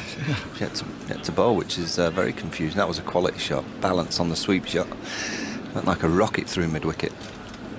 Jadeja into Root again. It's a full ball that he just defends back up the wicket. There's no run. So it's quite an intriguing looking field, this, with a slip, a backward point quite deep in Shami, and then a square point that's close, not even walking in. The next ball is played backward a square on the offside to that backward point. There's no run. There's a short extra cover in Kohli. These two fielders are pretty static. They're not walking in really as the bowler bowls. Maybe Kohli a touch. Mid-off, mid-on. Fine leg, short fine leg. Jadeja bowls again to Root, who punches off the back foot to that short point. And am I right in saying there are no fielders deep on the leg side? 1, 2, 3, 4, 5. Yes, because there's a deep cover. So there's no fielder deep on the leg side. Root sweeps with impunity in the same position as last time. It's a sweep through extra cover, if you can imagine such a thing. He gets down on one knee and he's clattered it to the boundary again. I'm not sure this field's quite right. Root moves to 45, 156 for 2. Cook has 69. Presumably he's wanting to encourage him to play against the spin, but it's not really working. Well, the problem for Jadeja against the right-hander is unless he's bowling wide of off stump, there's no rough. I call it the posh bit, where he's landing the ball. So that sweep shot's just, with that gap, it's such an easy shot to play. And he plays it very nicely. There's another huge game that has started this morning, the Roses clash. Oh, my word, yes, do tell. Yes, well, Yorkshire have made their usual solid start. I saw they were 2 down at one 35 for 4. 35 for 4? That's a good start. That's a relegation battle. Is Live still in? No, he's gone for 16. Jeet Ravel, he went for 8. Harry Brook for 3. Gary Balance for 5. Well, every ball of every game in this crucial round of county championship fixtures is available, would you believe it, on the BBC cricket section of the BBC website and app. If there's a team that's used to being in that position and yeah, they've got the hang of it. Yeah, it's becoming quite consistent. I suggest they try and get out of that consistent trend. It's not a good one to have, is it? 30 for 4. Well, they're in danger, actually, of allowing Worcestershire and Hampshire off the hook. It'd be a bit like Sherlock Holmes and Moriarty falling off the Reichenbach Falls together if Yorkshire and Lancashire got relegated. As Shami's into Cook, who drives square of the wicket down to the backward point. Root wanted a second. Cook's happy with the single, and he moves with that to 70. 157 for 2. Do you know what I mean? If Lancashire were to win that game, that would drag Yorkshire deep into the mire. Yeah, but I think Worcester are struggling. Are they? Worcester are bottom of the league on 90 points. Yorkshire second bottom on 106. Lancashire third bottom on 107, but they've played a game more, so they've only got 2 games left, Lancashire. That's right. So you think Worcestershire are going to struggle unless they win all 3. And they've got to play Surrey today. Yeah, how are they getting on? Yeah, they're doing quite nicely. They've got a start. They're 48 for 1, Worcester. That's not bad. Daryl Mitchell was the man out. He's a man who's been mentioned in dispatches as a sort of outlier, possible opener for the tour of Sri Lanka. Apparently people quite like the way he plays against spin. Root is facing up to Shami, and he defends a full ball on off stump up to mid-off. There's no runs. 2 slips, extra cover mid-off, mid-on, mid-wicket. A deep square leg about 15 yards in from the boundary. Almost a fine leg, which is becoming a rarer position these days, and a very square third man that's a bit more than a backward point, if you get my drift. 157 for 2. England's lead 197. They're building an imposing lead here. They're now in a position where they'll be able to dream of 350, 400 potentially as a lead. Bit of a way to go till then. Shami in to Root, who gets one down the leg side, and a decent take from Punt, who's had a tough time in this game. How many byes has he now conceded across this match? Andrew, there were a fair few in the first innings, out of a total of 332. I think there were 23 weren't there in the first innings? There's been 11 in this innings, 20, what was in the first innings? I forgot, now 30, wasn't it? Oh, was it as many? No, 26, sorry, 26. 26. Yeah, 37 altogether. That seems like a lot of byes to me. It is a lot. India have conceded over 100 byes for the first time in a test series in this series. Nice one. Shami is into Root, who pushes off the back foot, square of the wicket on the offside. He'll get a single for it, which brings Cook back onto strike. 158 for 2.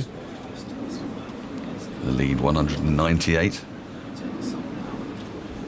Root's look pretty decent this morning. He's got a bit more movement. I know you're on sort of Root watch, aren't you? Yeah, he's better. He was a lot better last night. He got that head in a better position. Not quite as much over to the offside like we saw in that first one. His head fell over and he played too square on the onside. Is he aware of this? Have you spoken to him about it at all? No, not really. I mean, you can see in the morning in the nets with the coach, he's doing underarm drills, so he's trying to work on his balance. Shammy in again to Cook, who has 2 slips, and he works this ball up to mid-on, the inside half of the bat. There's no run. Yeah, I think the fact the ball's not swinging around as much, clearly it's going to be easier to keep your balance. You know, when the ball's swinging either way, like Bumrah can produce, it's never easy. Yeah. He's just going through one of those patches in his career that batting doesn't seem quite as easy as. How do you get out of that balance issue, though? I mean, you've been spotting this balance problem for most of this summer, and there have been moments when he seems to have got it back in white ball cricket and then sort of lapsed back again as Shammy comes in to complete the over to Cook. He gets one of the pads and it rolls down to the keeper. Punt. There is no run. End of the 55th over of England's innings. 158 for 2. Root has 46. Cook has 70. Well, generally you go right back to basics. You strip it down, and that's why you see in the morning, you know, Trevor Bayliss doing underarm throws, just getting the head back towards the ball, keeping a real structure and base with your foot movement, making sure that the weight is not going through your tiptoes but going through the heart of your foot. You know, a lot of players, particularly at trigger and the move across the stump, sometimes if you're triggering across the stump on your tiptoes, your weight's automatically going to fall over to the offside. So even though you're triggering across your stump, you've got to make sure that your weight's going through the heart of your foot. I think Joe is just probably putting his weight in the wrong areas of his feet, and then he's falling over because of it. To Bumrah, he's batting an off stump to nullify the angle that he bowls from. Get that. That's a good approach, in my opinion. The right-hander should be doing that. But then you've got to be so wary of falling over even more because you're already on off stump. You always have to sit back in your stance. Do you find yourself flicking at balls to the leg side that you should be sort of playing straight back down? Yeah, you can. So Jadeja starts a new over to Root, who drives to the left of mid-off field, so there's no run. It's funny when you go through a patch, you go right back to basics, and you suddenly find why don't I just stick to basics all the time? In again is Jadeja to Root, who comes off the back foot, and that's dropped at slip. It came off a thick outside edge. It flew very fast indeed. It would have been a spectacular catch, but Root's going to pick up a single for it as it rebounded to backward point. Oh, that went really fast. Yeah, Rahane it was just a little bit too full to play that shot. A bit too close to him. He didn't have enough kind of width to free up the arms there, Joe Root. Sharp chance gone down. It's almost hit him in the chest. 159 for 2. Jadeja into Cook, and he just pads up to a ball that's wide of the off stump, wide enough to pose no concerns. So Root's had a life. England 159 for 2. That lead 199. Cook on 70. Dabs this ball back to the square on the offside. He's going to pick up at least one. They'll come back for a second. 72 to Cook. And the applause is for what? It's for the 100 partnership. It's taken 168 balls, included 10 fours, and it's their 9th and final century partnership. Thank you. As Jadeja is driven back to the wicket and there's no run. Because the scoreboard says the last wicket fell at 62, and the scoreboard says 161 for 2. And that doesn't work for my maths. No, it doesn't. It's 99, the partnership. Right. Jadeja bowls, and that's clipped to short. That's a silly point. Not out, says the umpire. That's come off the pad. No run. 161 for 2. The score remains at the end of the over. Cook and Root on the threshold of their final 100-run partnership. Correct, yeah. For some reason I had 60 in my head as the fall of the previous wicket. Well, they were clapping for something. Are we now at the stage now where every single run by Root is being applauded? Yeah, and Cook. I think it's one of those days that the applause will continue. Always to surprises at times, and we're not too sure why everyone's clapping all the time. Understand it. Can I remind everybody that seats are available? Not a huge number, it must be said, but there are enough if you fancy getting down here to witness history. Apparently, according to the ticket office at Surrey, 4,000 tickets were sold pretty much at the close of play yesterday, once it became clear that Cook was going to be batting today. That was the effect that had, as Shammy is into Root, who cuts down to third man. Got to hold that very nicely, and now the 100 partnership is being applauded. It could have been collective in numeracy the last time, you never know, but they've got it right now. There are people on their feet. This is a day for people standing up and applauding. You can feel it. 162 for 2 with that single, Root to 48. So the actual 100 partnership, 171 balls, and there were 10 fours in it. And it's the how manyth, sorry, between it's the their two? ninth and final. And final. Thank you, Andrew. Right. Shammy is around the wicket to the left-handed. Cook 2 slips, a third man in, fine leg, extra mid-off, mid-on, and a mid-wicket. And that's hit him in the pad. This is a big appeal, but it's not going to be given out. Was there a bit of bat on that? Michael Vaughan, I think so. Waiting for the umpire's signal. There was an inside edge, so it's another run to Cook. He moves with that to 73. He needs 76 to go past Sangakkara and become the most prolific left-handed batsman in Test match history. He's 3 runs away from that at the moment. And England now have a lead of 203. Shammy, who's caused England problems all match, and he had only taken the 1 wicket, that of Keaton Jennings yesterday. He's in again to the right-handed Root, who pushes off the back foot up to mid-off. There's no run. The sun is gleaming off the back of Root's bat. It's actually blinding you as you watch. I think it's a new bat this week. It looks fresh out of the wrapper. I don't actually think they come in a wrapper these days. I don't think so. It just arrives in a box. It was just the greatest thing as a child, was that new bat. The smell of it, everything that came with it. Oh. Here is Root, waiting up to Shammy now, with those 2 slips in. And he gets on the pads, and there's another appeal for LBW. It's going down the leg side, surely. And it's a very, very hopeful appeal from the Indians. As he's thought that's swung back in. Well, its head, he's just fallen over. He just kind of played the shot again. Look at that head, it's just a little bit too much onto the offside. Well, the right foot keeps on coming round, doesn't it? And you end up with these 2 feet pointing down the pitch, which is never a great look. But then he triggers and that left foot kind of plants over to just outside the off stump. The lead 203. And as Root waits up to Shammy, and he drives into the offside on the bounce. And there's no run. It's been suggested to me that perhaps the earlier bit of applause was because it signalled that England had got to a lead of 200. Oh. I think this is just an applause-happy crowd today. There's going to be a lot of it about. It feels a bit like that. Apparently this is the 2nd worst Monday of the year. What do you mean? Well, very good question. There's Black Monday, which takes place in January at some point. It sort of signals a point when people are at their poorest after Christmas and most miserable after New Year. As Shammy is into Root, who cuts. And he gets that fine enough down to the boundary for 4. He got that past the right hand of second slip. It was quite a deliberate shot, and with it, he moves to a half century. Takes him to 52. He raises his bat. He's not been in the best of form this summer, but this innings he started to bat with a bit more fluency. In tandem with Alastair Cook, they've put on 105. They've taken England's lead to 207. Andrew. Well, his 50 is his first in 8 innings. If he hadn't got to 50, it would have been his longest sequence without a 50 in his Test career. It's taken him 124 minutes, 81 balls and 8 fours. It'll be a relief. Yes, this is the second worst. It's the second worst Monday of the year, because who decides? The International Happiness Organisation or something. Jadeja into Cook, who cuts again back of the square on the offside for I think 2 more here. Really, no, he decides against taking the second, so he will be off striker but moved to 74 within 1 run of Kumar Sangakkara.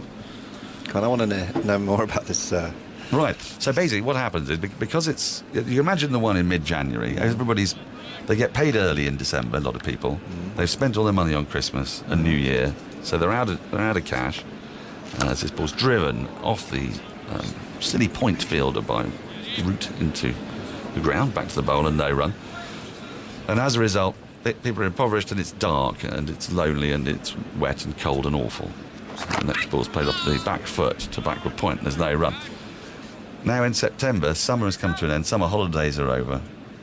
You've done the same sort of thing, you've had your blowout, you've been to Ibiza or wherever it is that you've gone. Skeggy, maybe, yeah. And you've realised that summer is about to finish with all its warm embrace. Autumn's about to be upon you, and you've got to go back to work. Next ball's played off the back foot again, backward a square, again backward point or short third man if you like. Moves to his left field, there's no run. And there's months and months until the next holiday, because there's no bank holidays for yonks. You've had the last bank holiday of the summer. And everyone's thoroughly miserable and all of them are at work. Driven into the covers by Root. That will probably be cut off on the boundary. It will. And he got that just to the left of the short cover. And have you noticed this in people today? Well, no, today I've just noticed sort of general gleefulness. I think a lot of people have decided to cock a snook to the second worst Monday of the year and come along here and watch Alastair Cook and be part of history. As the clock ticks towards 12 o'clock. We've had an hour's play today. Cook faces up to Jadeja, pushes out to the offside, thinks of a single. It isn't there as it goes up to wide mid-off. And that is the end of the over. So, after pretty much the first hour of play, England have put on 55 runs for the loss of no wickets. Alastair Cook is still there on 74. Joe Root on 53. He requires 2 more runs to go past Sangakkara, 26 more runs for a fairy tale 100. What could possibly stop him? He's looking matchless and magnificent today, Jonathan. More words from Michael Vaughan, and then to take you through the next 20 minutes, it's going to be Jonathan Agnew.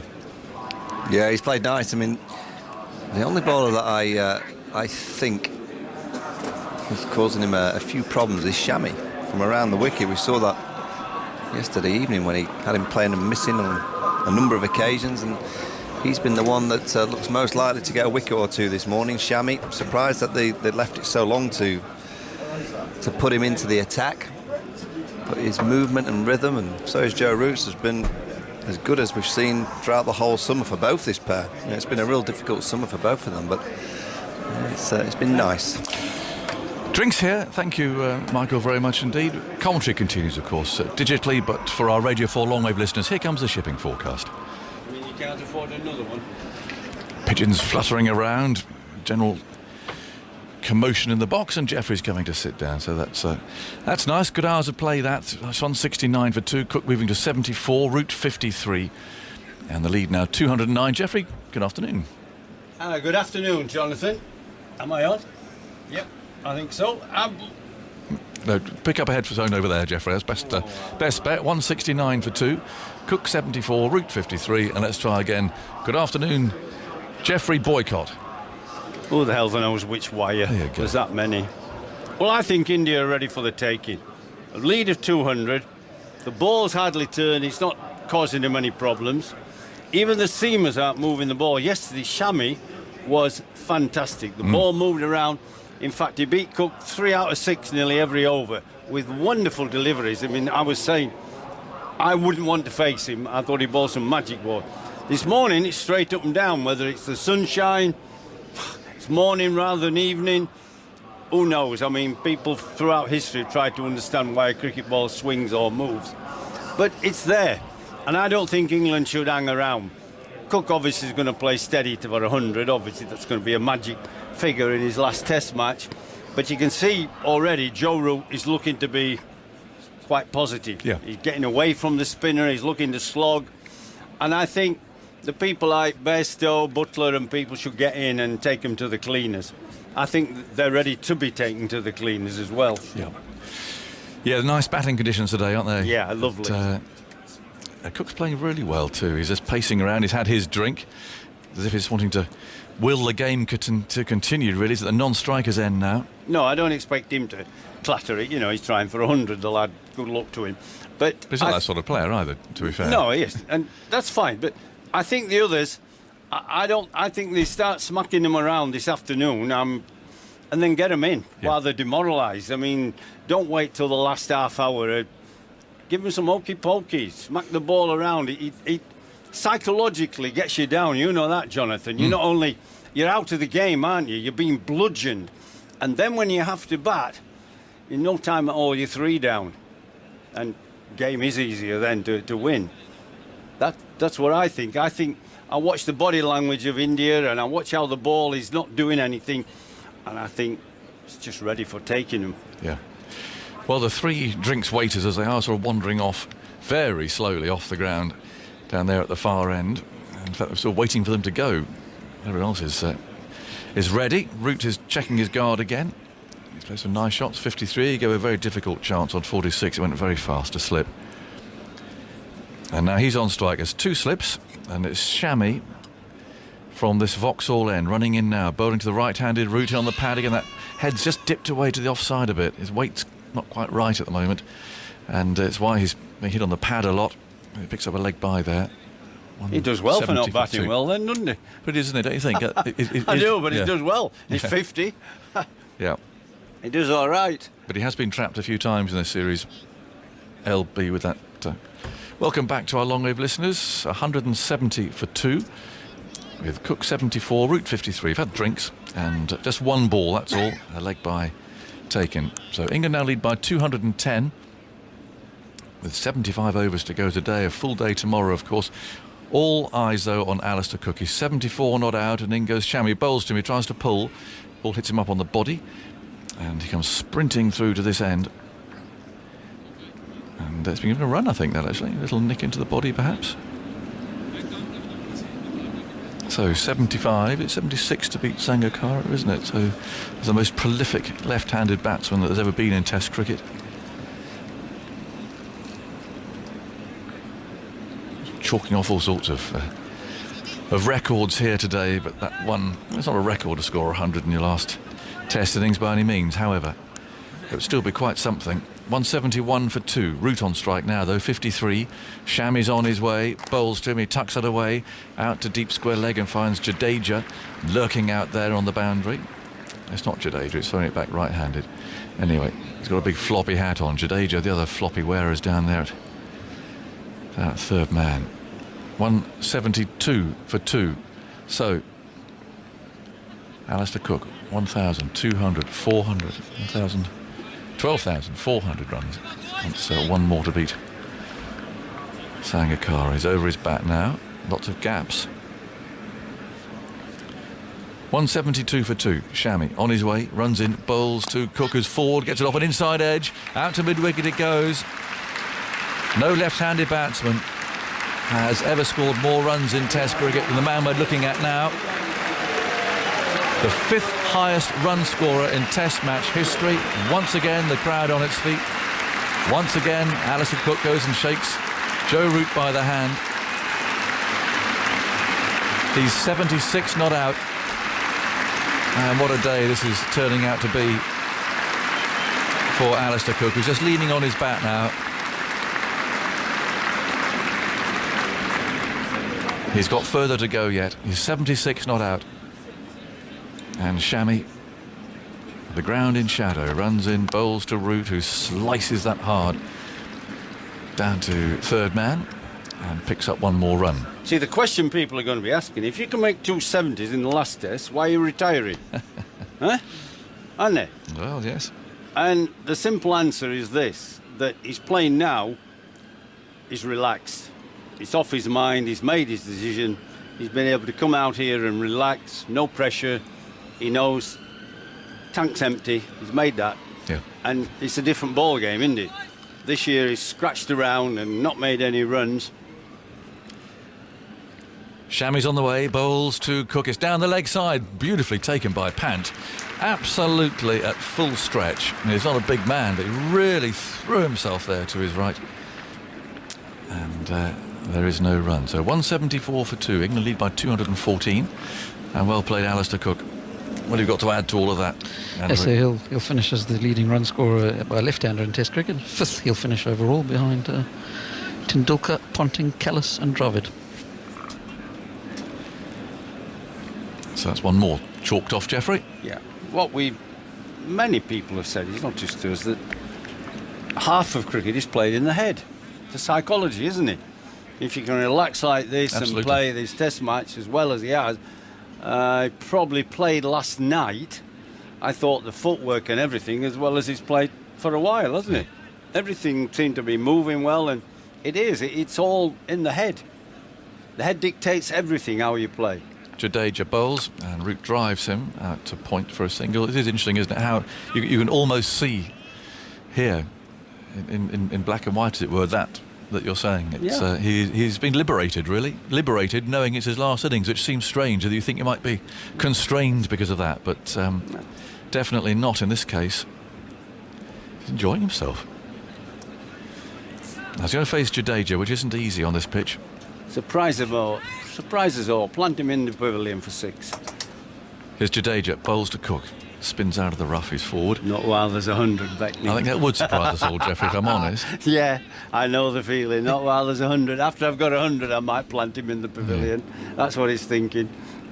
Jadeja moves in, bowls, back goes Cook, and he's cut that hard. Out to deep backward point. Just trots through for a single to go to 77. 176 for 2. Are there any other landmarks between here and 100, Andrew? Nothing? Oh, young Henry, I've a bone to pick with you. You put it on the internet, didn't you? Jadeja bowls and Root comes down and hits him for 6. Well, we kind of expected that might happen. He's hit him high into the pavilion. A cheer there as the ball lands somewhere beyond, I think it's one of the second row up there, the second tier. He really got hold of that too. I just sensed how Root's thinking. Now the other players will. They're going to go after India. Yeah. They're ready for the taking. And this is it, good captain sense. We talk about Test cricket, ebbs and flows, and you sense your moment when you've got them, really. Jadeja bowls, forward is Root. Pops up there into the offside. Heard some excitement there from the bowler and from the close fielders, but the ball went into the ground. And the quicker they get runs, the quicker they can declare, give themselves a bit more time to win. Jadeja again, bowls outside the off stump this time, and Root plays no stroke. So it's 182 for 2. Cook 77. Root 62. England haven't lost a wicket this morning. No. And England progressing nicely. They don't look as if they're going to get anybody out. There was that one nick, that flash got away to slip, went quickly. Other than that, I can't remember them playing and missing a ball. That's the thing. Last night, as I said, they were playing and missing because the ball was moving around. Today, it's hot sunshine. You know, 4th day pitch, had a roller. It looks flat and ready to bat on. Oh. And a good crowd. Look at this, for a dead series. So many have come down here predominantly to see if Cook can do it. Can he score these runs now? He needs 23 to score 100. It's 182 for 2.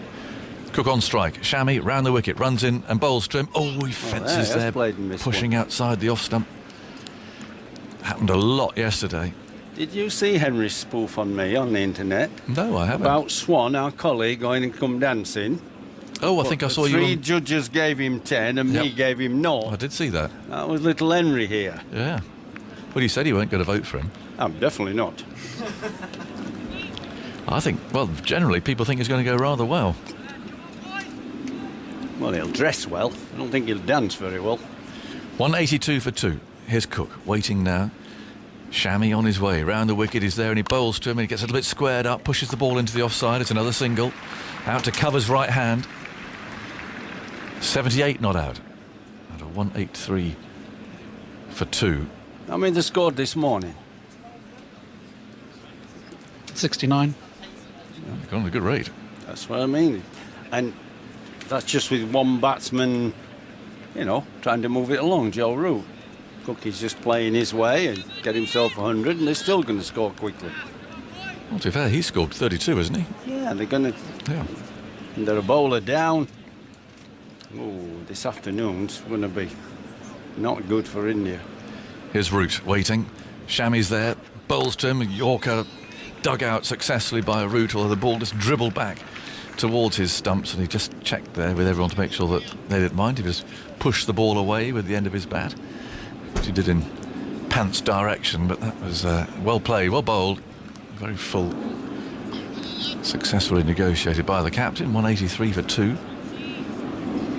Back over his bat again, and Shami wanders back.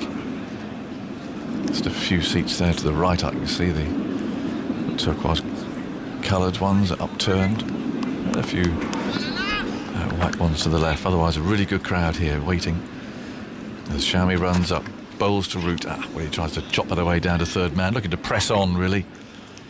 So it looks a loose stroke, but I'm sure he wouldn't have played that in in normal circumstances.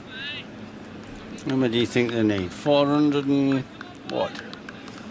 Well, how many do they need and how many will they get are two different questions, Jeffrey. 400-ish. It's enough. What didn't you get in 70? Was it 79 when Sonny got 200? They were chasing 400 and... 438 they were chasing.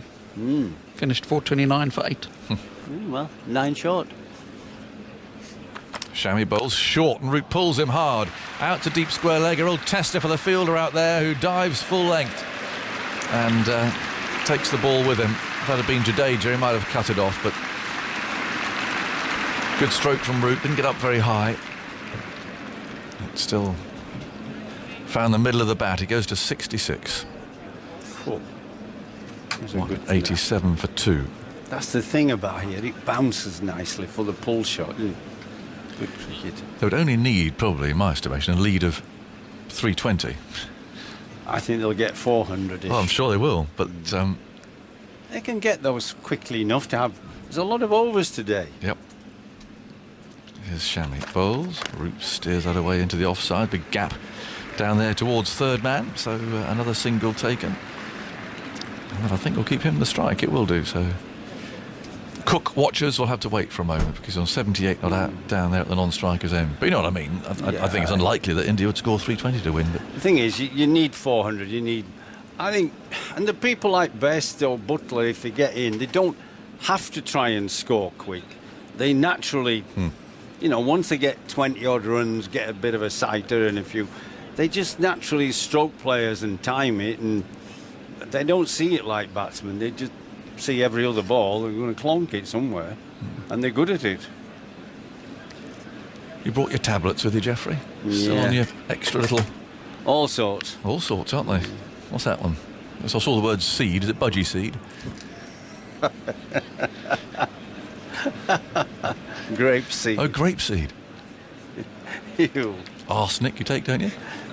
Not enough of it, but I've seen you taking those. Don't prod me in the ribs.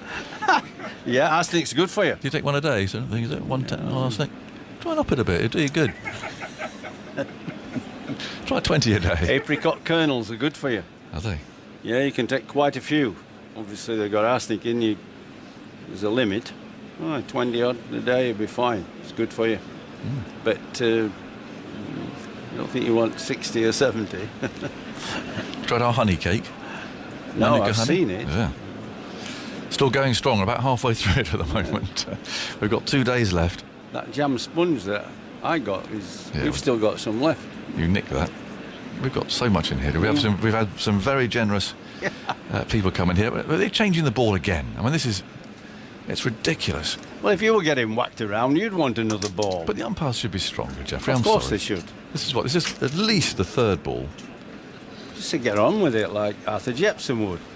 When he hits it next over, it'll knock it back in shape. Well, That's what Arthur used to say. Well, get on with it. It's as if now it's an instant decision, isn't it? I mean, what happened is, what used to happen, but I'll keep an eye on it. You know, just keep going for now. Just keep an eye. And that's the way it used to be, didn't it? But now if it goes through that ring and not the other, that's it, gone. And of course we know that the bowlers get rid of them that aren't swinging and doing anything. So done nothing this morning, has it? That's why they want it changed. Anyway, the reserve supplies here at the Oval have been rather tested in the course of this match. This is the fourth change and the fifth ball of the innings. Fifth ball, and we've had 61 overs. And we're still under an 88 for 2. Yeah, still 3 and over. Now. Yeah. They just want to change the ball and see if it does something different. I don't know. Anyway, it's more time taken, which of course will be claimed back, so the Indians won't be penalised for that. 188 for 2, Cook 78, Root 67. England lead by 228. Vihari's coming on. He bowled rather a curious over in the first innings. It was almost as if Kohli had got the wrong man. And he came on and bowled. He's only a part-time off-spinner, really. Bowled one over, took him off and brought Jadeja on as if he, like me a moment ago, I think he pointed to the wrong sun hat. Because Vihari's the other sun hat wearer. Here he comes, bowls, and it's pushed away down towards third man. A chase there for Rahane, and they'll come back for 2. So it's 190 for 2. The lead 230. Root moves quickly on to 69. Still a short leg there, and now the slip field is restored.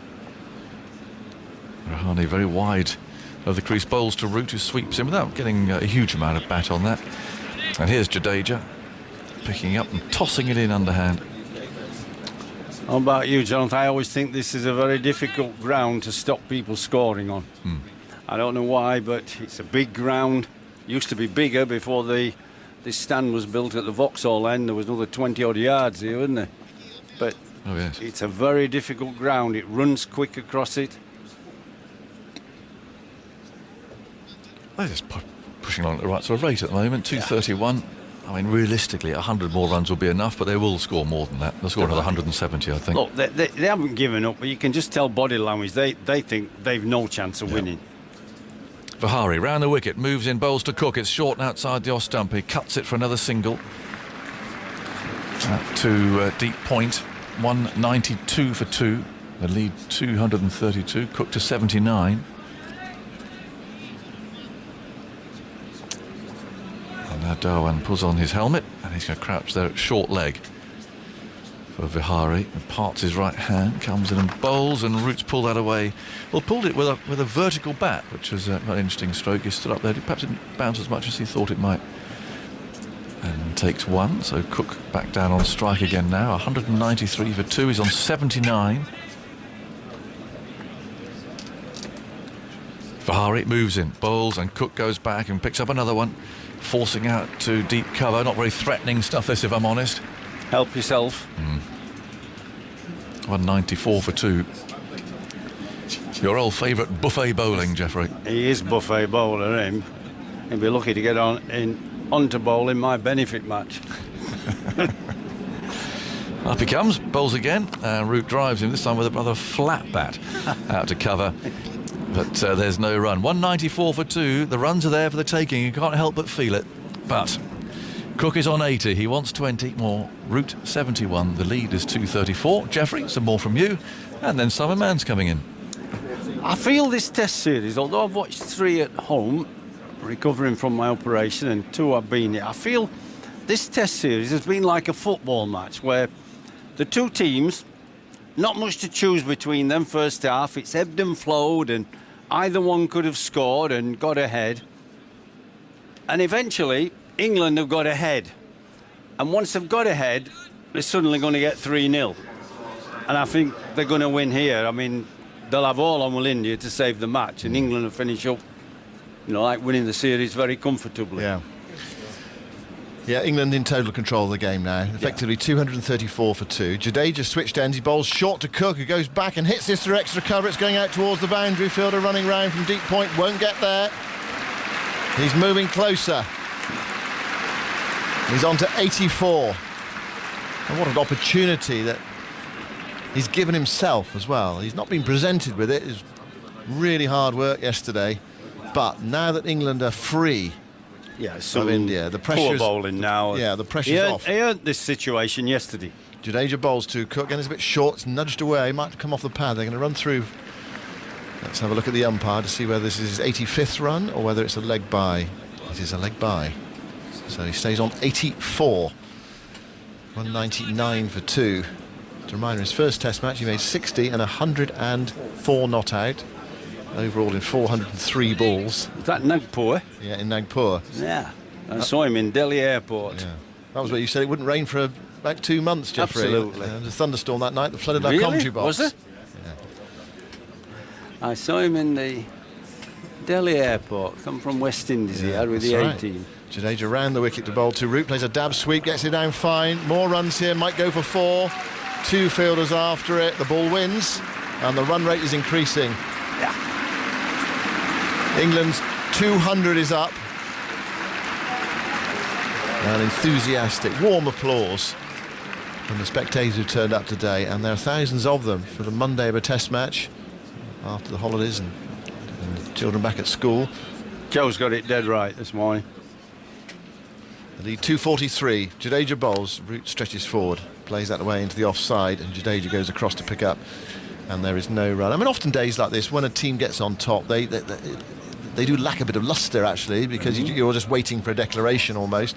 Jadeja bowls, back goes Root, and Root guides that away square with the wicket for another single. But of course there is the focus on Cook, the fascination with his last England test. have earned this situation though. I mean, they've outplayed India. They got in these tense moments in the series when India could have won the match, and they haven't. England have been too good for them.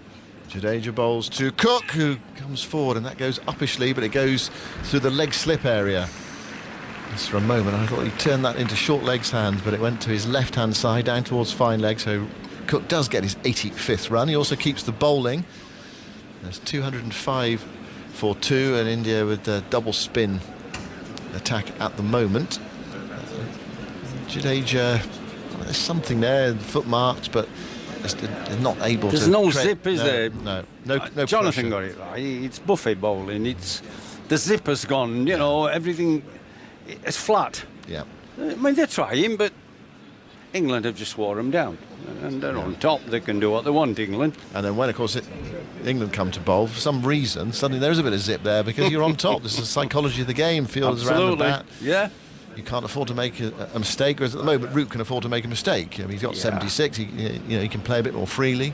Cook probably less so, although he has played positively today. He's 85 not out. And here is Vihari round the wicket to Bolton. Cook goes back and gets a ball that keeps a bit low and plays it towards cover. And there's no run. He's the sort of bowler. Every now and again, you want to keep saying "well bowled," don't you? I know what you mean.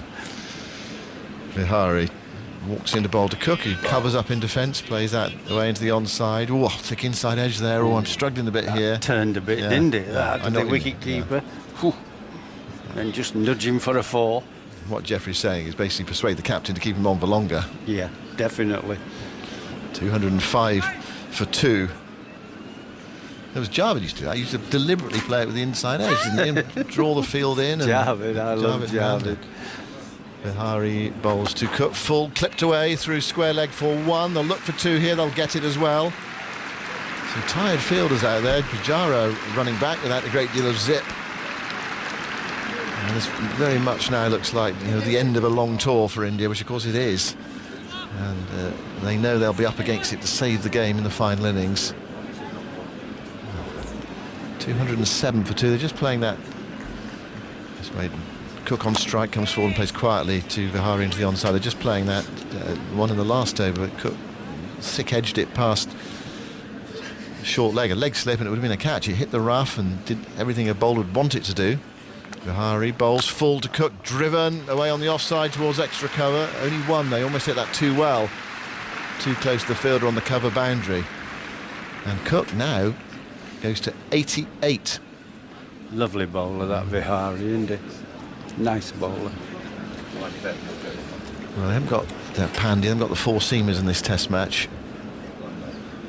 I think they missed the off spinner. Fully fit. Ashwin, yeah, definitely. Vihari bowls to Root. Root sweeps from outside the off stump. Balloons to slip. It was only off the pad. Well, he was licensed to sweep that because he got his pad outside the line of the off stump. Joe Root. He was a shadow of himself at Southampton with his groin injury. Shadow. He was a good bowler in when he turned with on this against left-handers. Fully fit, get his body into it. Very good bowler. I actually, they played Pandya. I watched this and they played that wrist spinner at Lord's. Kuldeep Yadav. Yeah, I mean, they must be mad. I'd have played Jadeja and Ashwin, providing they're fit, all the time, because I'm a great believer, good bowlers are good bowlers. Okay, what the surface, and usually in Test cricket, over 5 days, it turns a bit somewhere. There's a bit of something.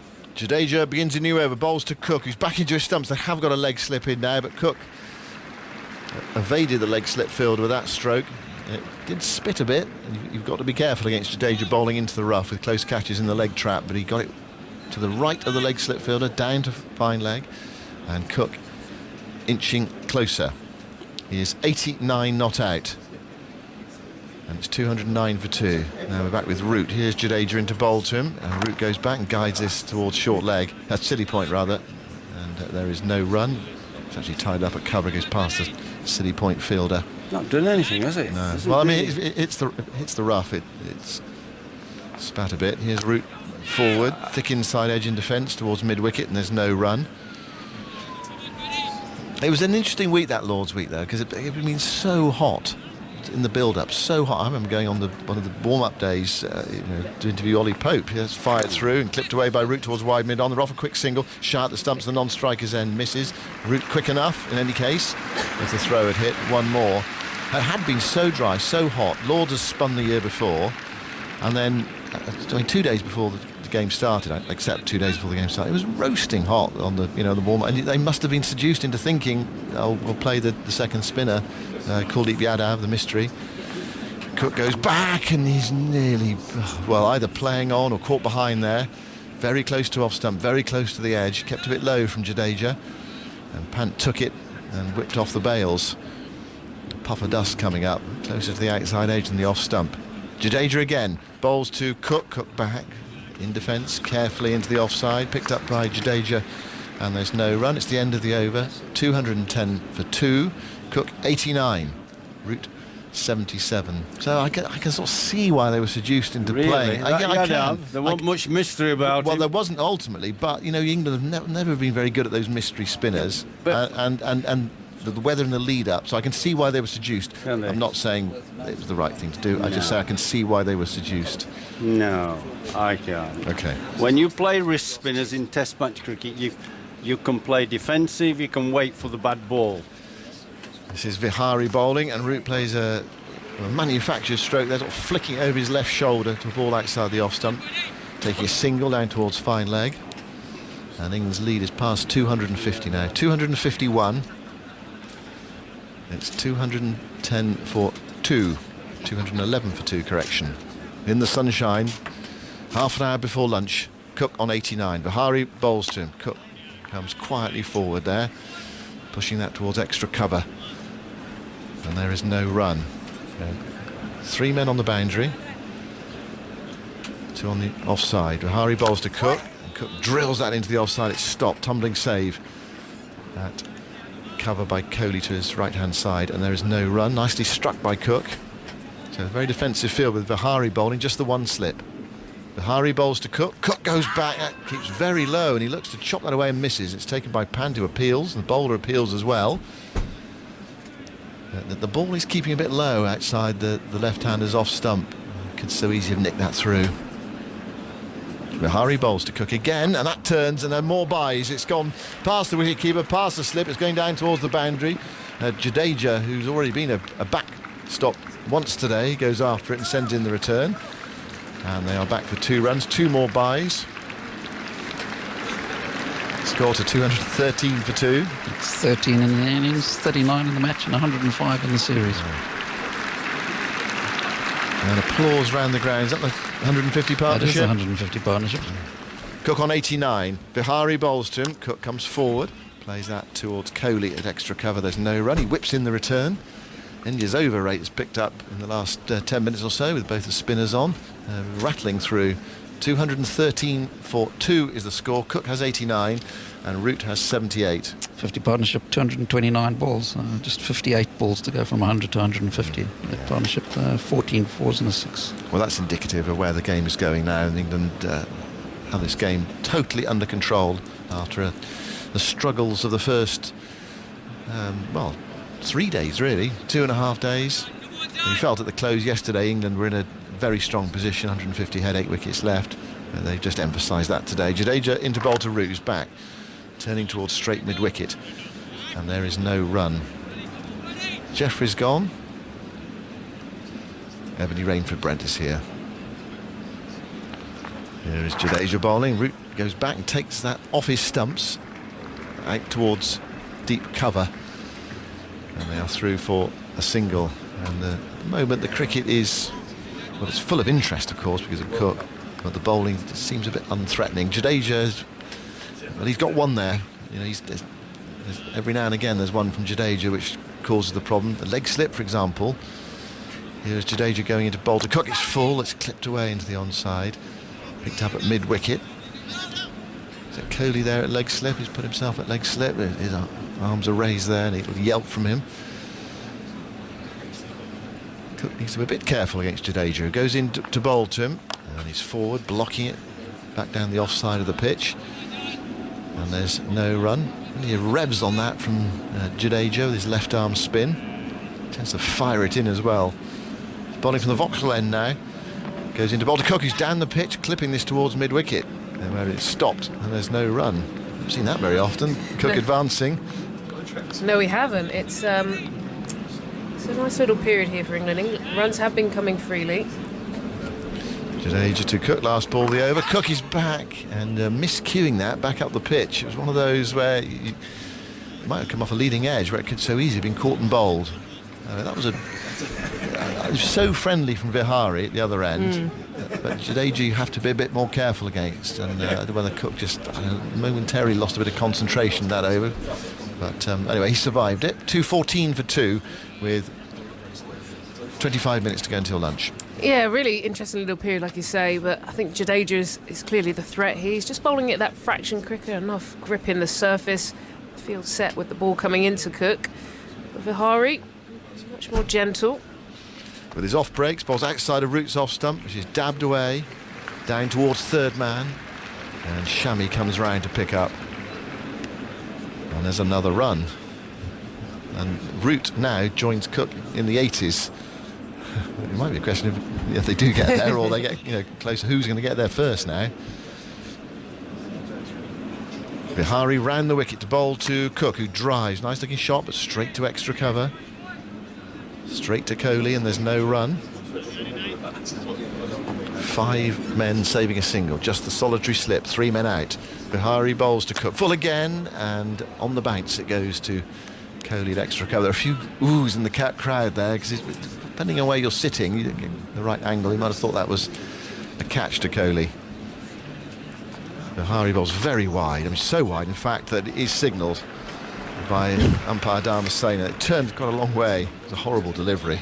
He's very much the part-timer. 2:16 for 2. Vihari into bowl to Cook, who comes blocking forward. He doesn't quite get a run. Diving save by Vihari off his own bowling. One of the old foot ends, 2 wickets away to the left-hand side as Cook looks at it. And then it's picked up by Kohli, who rubs the ball in his trousers. Cook, it seems, has been on 89 for a while. Vihari goes into bowl to him. He goes back and back cuts, and he's not on 89 anymore. There's a tumbling save by Jadeja at deepish backward point. And Cook takes a single, and he is now in the 90s. Nervous times for the crowd, but he looks rock solid, really. Good foot movement there. Just given a freebie, a bit of width. Gets into position early. Attention though, Simon. And by my reckoning, he's now faced. Here is Vihari into bowl to Root, full outside the off stump, driven, miscued by Root, almost trying to hit that too hard. It felt like a real gift. It's straight to Pujara at cover, and there's no run. Cook now, I think he's faced almost as many balls as he faced in his first Test match. Yeah, 396 in this match now. 403 in his first game. Yeah. It's just astonishing, isn't it, to go out as you started. I think it's just like waking up and deciding it doesn't matter, I'm not going out, I'm not making it easy, I'm going to mentally try and just grind away again. He's still got, he said he's not got much left in the tank, but clearly he's holding on to that last energy, making it count so far. I think with the other things going on as well, with a personal life, baby on the way. That could happen at any moment. Any moment. So what happens if he gets the call? He gets the call, he's on 95. I have a feeling the wife will say, look, you finished the job, I'll see you in a couple of hours. But if he gets to 100... then maybe it's time to... I don't know, it's a fascinating scenario. Right, Cook is 10 away, and India have changed the bowling, which sort of feels the right thing to do. I mean, Jadeja was getting every now and again was causing a problem, but it felt quite gentle. It felt a little bit too easy. So India changing the bowling. And of course he's got almost exactly the same number of runs as he made in his first test as well, 161 so far on this one, to go with the 164 in Nagpur in 2006. Can he get 10 more? This is Bumrah, who's been excellent in this series, goes in to bowl to Alastair Cook. That's a nice free one on the pads, which he clips away down to fine leg. Well, 10 of those would be all right, because those are free runs almost. I think Jasprit Bumrah is a good option, though, to bring on. Just because he's an awkward bowler, you can't get rhythm against him as easily. got quite well at Cook yesterday. A lot of them into the body and then just shaped a couple across, which he played and missed at. There's not much in the ball. Well, Cook here might just be hoping that Root can see out this over and then take on Vihari for the next over. Might be a few more runs on offer against Vihari. 218 for 2. Root on 80. And this is Bumrah going in to bowl to him. And Root drives. There's all a bit of hesitation, and then eventually they do go through. It was half stopped in the covers, knocked towards mid-off, and they stopped and started and stopped again. Not what you need right now. It was safe in the end. I mean, the fielding was done at cover. Maybe just trickled about a metre or so, so just enough time. The last thing you want is any sort of confusion or mix-up. Root still wanting to be positive. Goes to 81. 81 from 113 balls. He's looking for his first century of the series. Cook on 91. Bumrah trots into bowl to Alastair Cook, who drives down the ground. He's beaten mid-off. It's going up towards the boundary. It's gone for 4. Takes Cook on to 95. Classy shot there from Cook, and I think the crowd are really enjoying that. That was as good as it gets. Nothing elaborate, just got in line, punched back, perfectly straight bat, excellent timing. But you can just feel the tension in the crowd. Everything is being enjoyed here. Right, he's one blow away, in theory. 2 men back. Bumrah has tested out the middle of the pitch, and Cook has taken it on so far today. Bumrah moves in, bowls to Cook. There's the short ball, and Cook doesn't go for the pull shot. It's a wide. 224 for 2. It really was dug in short by Bumrah. It was tennis ball bounce, leaping pant there. Stopped it, but you can see that I can understand Bumrah doing that. The tactics there. The 2 men back. Cook this morning, I mean, he didn't really get hold of many of them. That would be remarkable, wouldn't it? If he pulled him Don't tempt fate. Pulled him for 6. 3 balls left in this Bumrah over. Cook on 95. And Bumrah past the umpire now, goes in and bowls to Cook, and Cook fine glances, and it's only a single. Takes him to 96. You can just sense the crowd batting with him here, willing him on. I would love to know what he's saying to himself right now. I'm sure the emotions are going. Is he just same old, watch the ball out the hand? Or is he mostly saying, just chill out, it's all right, we've got this? I don't know. 2 balls left in the over. Cook at the non-striker's end. 4 runs away. The lead is 265. This is Bumrah going into bowl to Joe Root. And Root is struck on the body, and they think of a single, but they don't take it. I don't know if Joe Root was looking for it. I think Cook was firmly rooted where he was. What, do you think he fancied the other end? Yeah. They might change the bowling. They might not go with Vihari, although having said that, perhaps Vihari might better tempt Cook into a rash stroke. But anyway, we'll see. They have taken off Jadeja. They might bring Jadeja back at the other end. They've tried him at this end. So this is the last ball of the over. And Root is 81 not out. And Bumrah goes into bowl in the silence at the oval, and Root plays defensively towards mid-on. And there's a no run. It is the end of the over. Alastair Cook will be facing on 96. It's 225 for 2. Ebony Wren for Brent, and then it will be Daniel Norcross. Well, it's an exciting moment for a lot of people. The crowd have come in quite nicely today. I think it was up to 18,000, and they are being treated. The old England captain on his last outing, and he's handed over the mantle to Root, who's also going nicely. And I think someone is going to be very excited for this moment as well. Dan Norcross. Oh, it's just magnificent, isn't it?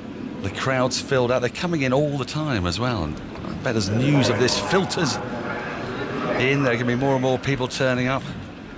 Will he be able to stay on there till lunch? Can he get his 100? He's 4 runs away. Years ago, 1902, Hurston Road said, we'll get him in singles. Will Cook try and get him in singles? Jadeja is into him now. And he cuts at this. He's going to get one of those singles as it goes to backward point. He moves to 97. The crowd applauding. Oh, there's overthrows. Oh, my word, that's going to run away to the boundary. It is. Cook's done it. He's reached his 100 in his final test match. What an astounding achievement for England's leading run scorer of all time. He takes his helmet off. The crowd go berserk. What a way to get to it. He got to 100 at the Oval like that years ago against Pakistan. He's done it again now in his last match. He's embraced warmly by Joe Root. What a magnificent moment. And the crowd just giving waves and waves of applause. Everyone on their feet. Well, you couldn't write it, could you? A 50 and 100 in his first test. A 50 and 100 in his last. I think this applause may go on till lunchtime, actually. Wow, what a moment for Cook. What was so nice to see as well, Joe Root noticed earlier that the ball was going for overthrows and he celebrated. And then once they both saw each other, it was an embrace. Both family, all family are here, wife, children. Very special moment indeed. Wow. Wow. I don't think I've ever seen anything quite like this at the Oval. And I don't think they want to stop. They'll just keep going, I think. As well they may. It's not the way you'd expect to get to 100. He's waving his bat again. It's like an encore in a theatre. I think he's trying to get the crowd now to calm down and let Root have a go. But they don't want to stop. They're just going to go on clapping. Well, finally, Jadeja gets to come in and Root defends, rather prosaically, the next ball out into the offside for no run. What a moment for Alastair Cook. It was the most unusual way to get to 100. He dabbed the ball back to the square on the offside, went through for the single. The throw came in, wasn't properly backed up. He got 5. He went to his 100 with a 5. Root defends this ball off the inside half of the bat. He moves to 82. There's 100 there for the taking as well. It was in 2010, I think, that Cook's place in the England team was in some jeopardy. He'd had a poor run of scores, played against Pakistan, a really scratchy, awkward 100. And if memory serves me right, he reached 100 with overthrows. Was it Mohammed Asif or someone that threw the ball back after he played a defensive shot? He played face up to Jadeja and he drives this back to the bowler. There's no run. He's got to try and settle himself again now after that extraordinarily rousing reception. He played the ball back to the bowler threw it back and he picked up four runs for it as the keeper couldn't get to it. He drives its next full toss to wide mid-off. There's no run. How must he be feeling now?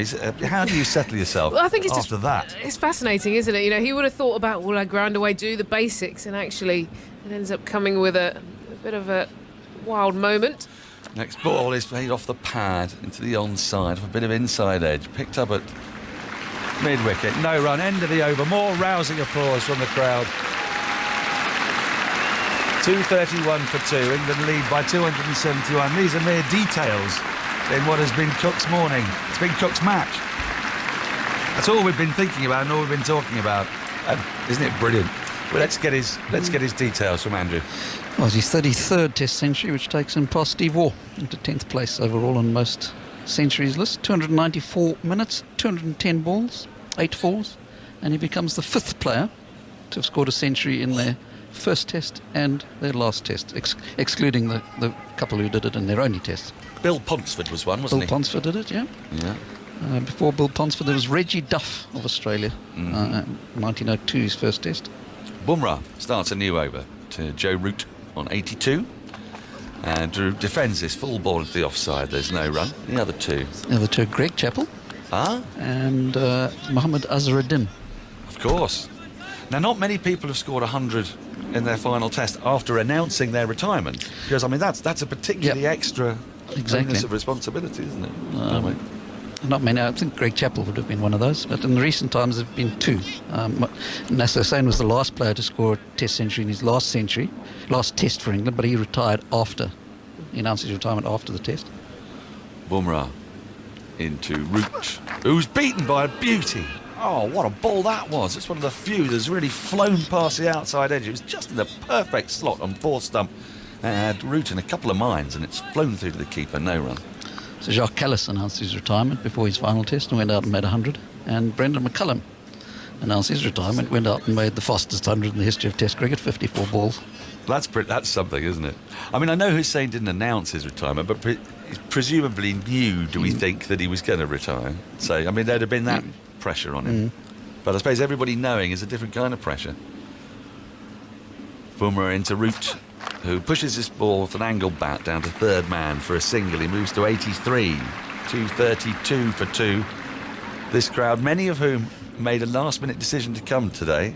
Apparently 4,000 tickets were sold very soon after the close of yesterday's play at the news that Alastair Cooks was going to be batting, and batting for the last time.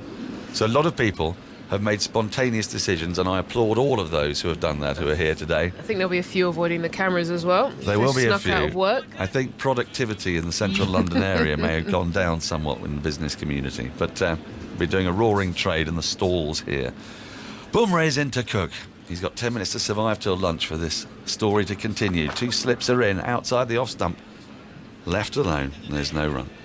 And of course, he earlier joined Bruce Mitchell as the only players to make 50s in both innings of their final test, but he'll be the only one to have made a 50 and 100. The only man to make a 50 and 100. First test and his last test. Last. We are assuming it's his last test. It surely will be, but all these stats are going to be awful if he comes back and plays at the Oval next year with England 2 all in the Ashes. And there'll be quite a lot of people wanting him to do that, I would think, at the moment.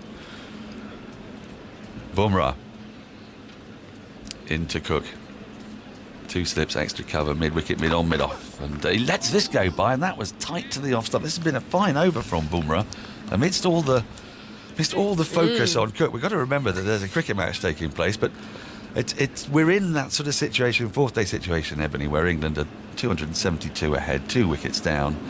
It's really a matter of timing. A declaration is what it feels like now. It would take something extraordinary to change the dynamic of the game, to switch it in India's favour, so to speak, as opposed to it being down to Cook and or rather Root as to when he chooses to declare. 118 runs have been scored this morning.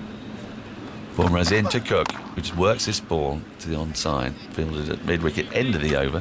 232 for 2. Cook 101 not out. Root 83. If you're just joining us, yes, he's done it. The fairy tale has come true. Yeah, amazing. I mean, it's incredible. The mental strength that he has, the love that he has from the side, all things that he's going on, personal life, wife, heavily pregnant, he still comes out and delivers. But things have settled down now, isn't it? It's interesting how you just felt it building and building. Now everyone knows it's been ticked off. Bumrah has just bowled an excellent little spell as well to quiet things down. We haven't seen much from the ball, and he just got a couple really lifting and searing through. We're just seeing replays of the England players on the balcony, and Jimmy Anderson, of course, his very good mate, played 130 odd tests with him, was standing and applauding. A very popular man, as Jadeja is into Root, who defends a shorter ball off the back foot, back at the wicket, no run. So for England here, Ebony, what have we got? 9 minutes to go, 8 minutes till lunch. They negotiate, well, they want to negotiate these next 3 overs or so, and then the afternoon sessions when they'll look to get on with it, you'd think, as Jadeja is dabbed back to the square on the offside, no run. I say get on with it. I mean, 118 runs have been scored in 28.2 overs. They're going quite well at the moment, around 4 and over. Jadeja is swept beautifully through mid-wicket. That's the 3rd time he's done that today, Root. It's a sweep, but he's not sweeping it behind square on the leg side like you would normally expect. He's managing to find the gap between mid-wicket and wide mid-on, and it's the 3rd time he's taken that up to the Peter May stand along the ground for 4. He moves to 87. His 100 is moving into view. 236 for 2. Yeah, perfect execution there. He's taken it early. But you're right, I think we're going to see plenty of runs after lunch. These two have negotiated the tricky period. Jadeja into Root again, who drives square the wicket on the offside, as we've seen so many times. 1 more for him. He moves to 88. 237 for 2. It makes you realise as well, England have got, when it clicks and fires, England have got the perfect lineup. Likes of Bairstow to come, Stokes, Butler. It could be very dangerous after lunch. Well, there have been slim pickings for fans of batting this summer, but this afternoon could be one, you'd fancy. Jadeja into Cook, who gets a thick outside edge, and it runs down to backward point for a single. 102 he moves to. The scorer here, Phil Makepeace, the Surrey scorer, pointed out what he really wants Cook to get is 229, because it's the lowest score unclaimed in Test cricket. No one's got 229 in Test history, which is rather strange. Root clips this ball up to wide mid-on. There's no run. I don't think they'll have time to do that, I would imagine, today. The pace the game is going. End of the over, 238 for 2. Cook, 102. Root, 88. We've got 7 minutes to go till lunch, and I think we're going to get another rousing send-off. Whether Cook survives to lunch or not, there's going to be another standing ovation. How many has he had in this game? So well, he had first day. First day, well, he had a few on the first day because 50 on the he first came day. out and then he went back at lunch and then he came out and went back at tea. So there were 4, I think, there. A friend of mine pointed out to me that he thinks that from a very basic calculation, Alastair Cook has walked 38 miles in his career from the changing room to the crease, just walking out to bat and back. 38 miles, which is quite a good one. So yes, I mean, he did 5 on the first day, 6 if you count him getting out. 6 on the first day, 6 standing ovations then. We'll count them up. Could be a record. Bumrah into Cook. Oh, he defends at this ball. It goes very much in the air, down to third man. There's no gully in. It was safe in the end. 103 he moves to with that single. 239 for 2. But if he survives till lunch, he's going to get a rousing send-off, and he's going to get a massive one when he comes back out again. And then leaving the pitch the final time, whatever that looks like. So he's... Oh, it's just a party atmosphere, isn't it? And at the end of summer as well, these can be sort of slightly sombre occasions, the last Test matches of the year, as you contemplate encroaching autumn, the season of mists and mellow fruitfulness. At the moment, that's being kept at bay somewhat. Bumrah in. Oh, and he beats him outside the off stump with a slower ball, I think. Was that a slower ball? It looked like he just took something out of it there. 72 miles an hour. Nice little change up. I think Bumrah, as much as all this fanfare is going on right now, he's getting a little bit more out than any other bowler. Well, yesterday was all about Shami, wasn't it, for the Indian team? As he was the unlucky one, but beaten about time and time again, as he has throughout this match. You're right, but Bumrah has been the threat today, and he's into Root, who clips this ball off the pad. There's an appeal for LBW. It's going down the leg side. You can see where the wicket-keeper's ended up. 3 paces to his left. A deeply hopeful appeal is not upheld by the umpire. And don't forget, India have no reviews. They burned both of their reviews in spectacularly incompetent fashion yesterday, when Ravi Jadeja decided that 2 balls that were clearly hitting outside the off stump, impacting outside the off stump, were worth reviewing. They weren't. So they're going to have to rely on the umpires if they want wickets. Well, and themselves, of course, as Bumrah is into Root, who gets one down the leg side. A super take from Pant, who's been having to dive all over the place in this match. He's still managed to concede 36 buys, or has it gone up? Probably more now. 39, yep. 39 buys, but he did very well to prevent 4 more there, diving to his left, taking it very low off the ground as well. It was a kind of look, he was face planted in the floor, just lying for a little while, just like, come on. Yeah. It's just before lunch. Enough Any already. danger, just Yeah. up and down will be great. Yes, you've got to feel for him. And it isn't easy keeping in England, especially if you haven't done it for the first time. These balls do move around quite spectacularly after they leave the bat. Bumrah in for the 5th ball, the penultimate over before lunch. Is pushed into the offside square of the wicket by Root. Very controlled defensive prod. Brings him a single. There's no one at point. He moves to 89. The total to 240 for 2. England's lead up to 280. It's been serene, the progress, and yet somehow tense and anxious because of the subplot of Cook. You know, if we had our objective hats on and we didn't know that this was Cook's last match, you'd say batting's looked pretty easy, and the batting has been pretty easy. Not many balls have passed the bat, but it's been about so much more than that today, isn't it? As Bumrah is into Cook, who plays at one outside the off stump and misses as it goes through to the keeper. He survives. End of the over. 1 more over, I fancy, before lunch, as the clock ticks towards 12:58. England 240 for 2. Cook 103. Root 89. Andrew Sampson. Just a couple more Cook stats. His 15th second innings century, which is the most. He's gone past Kumar Sangakkara again for the second time today. He went past his aggregate in runs. So that's more than Tendulkar as well? Yep, right. Second innings hundreds. And in case you're interested, I am that always. was the fourth 5 of his Test career. To go with his 11 sixes? To go with his 11 sixes, yeah. Thank you very much, Andrew. You love a stat. Well, I do. I mean, it's Cook, isn't it? I mean, It is Cook. He's broken them He's all. a generator of stats, isn't he? He's a giant stat generator. Jadeja's into Root, who defends the ball into the ground. It's picked up by a punt on the bounce. There's no run. He is, isn't he? What am I going to do without him? Andrew's job will be a bit more boring now. We're going to go and have a little cry afterwards. Next delivery is left alone through the keeper, no run. I suppose, mercifully, we do still have Anderson and Broad for these sorts of things. There was a Balls bowled, Miles run. Because we'll be looking at him approaching Glenn McGrath as the most prolific fast bowler of all time. Ravi Jadeja is swept again through mid-wicket, identical shot. He didn't get as much on it this time. It may not make it to the boundary. It may, therefore, be hauled back in. Root wants a third, which will bring Cook back onto strike with 3 balls remaining till lunch. And the score 243 for 2. Cook, Root rather, into the 90s with that. He has 92. It was well executed there. I have to say, it was fired in a little bit quicker. He had to adjust through the shot. It's through mid-wicket again, though, isn't it? Yeah, I mean, he's I think going it's in 4 front. 4s and a 3 he's hit through there this morning alone off Jadeja. I think they might want to plug that gap. Anyway, here's Jadeja.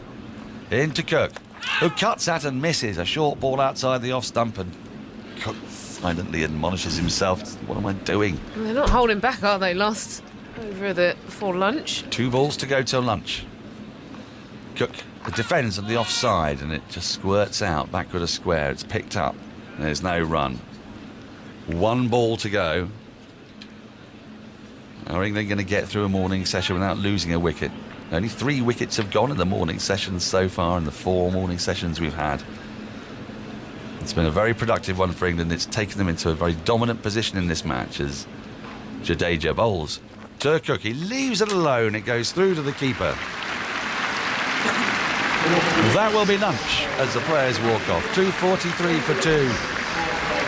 And let's just see what ovation Cook gets now. He's going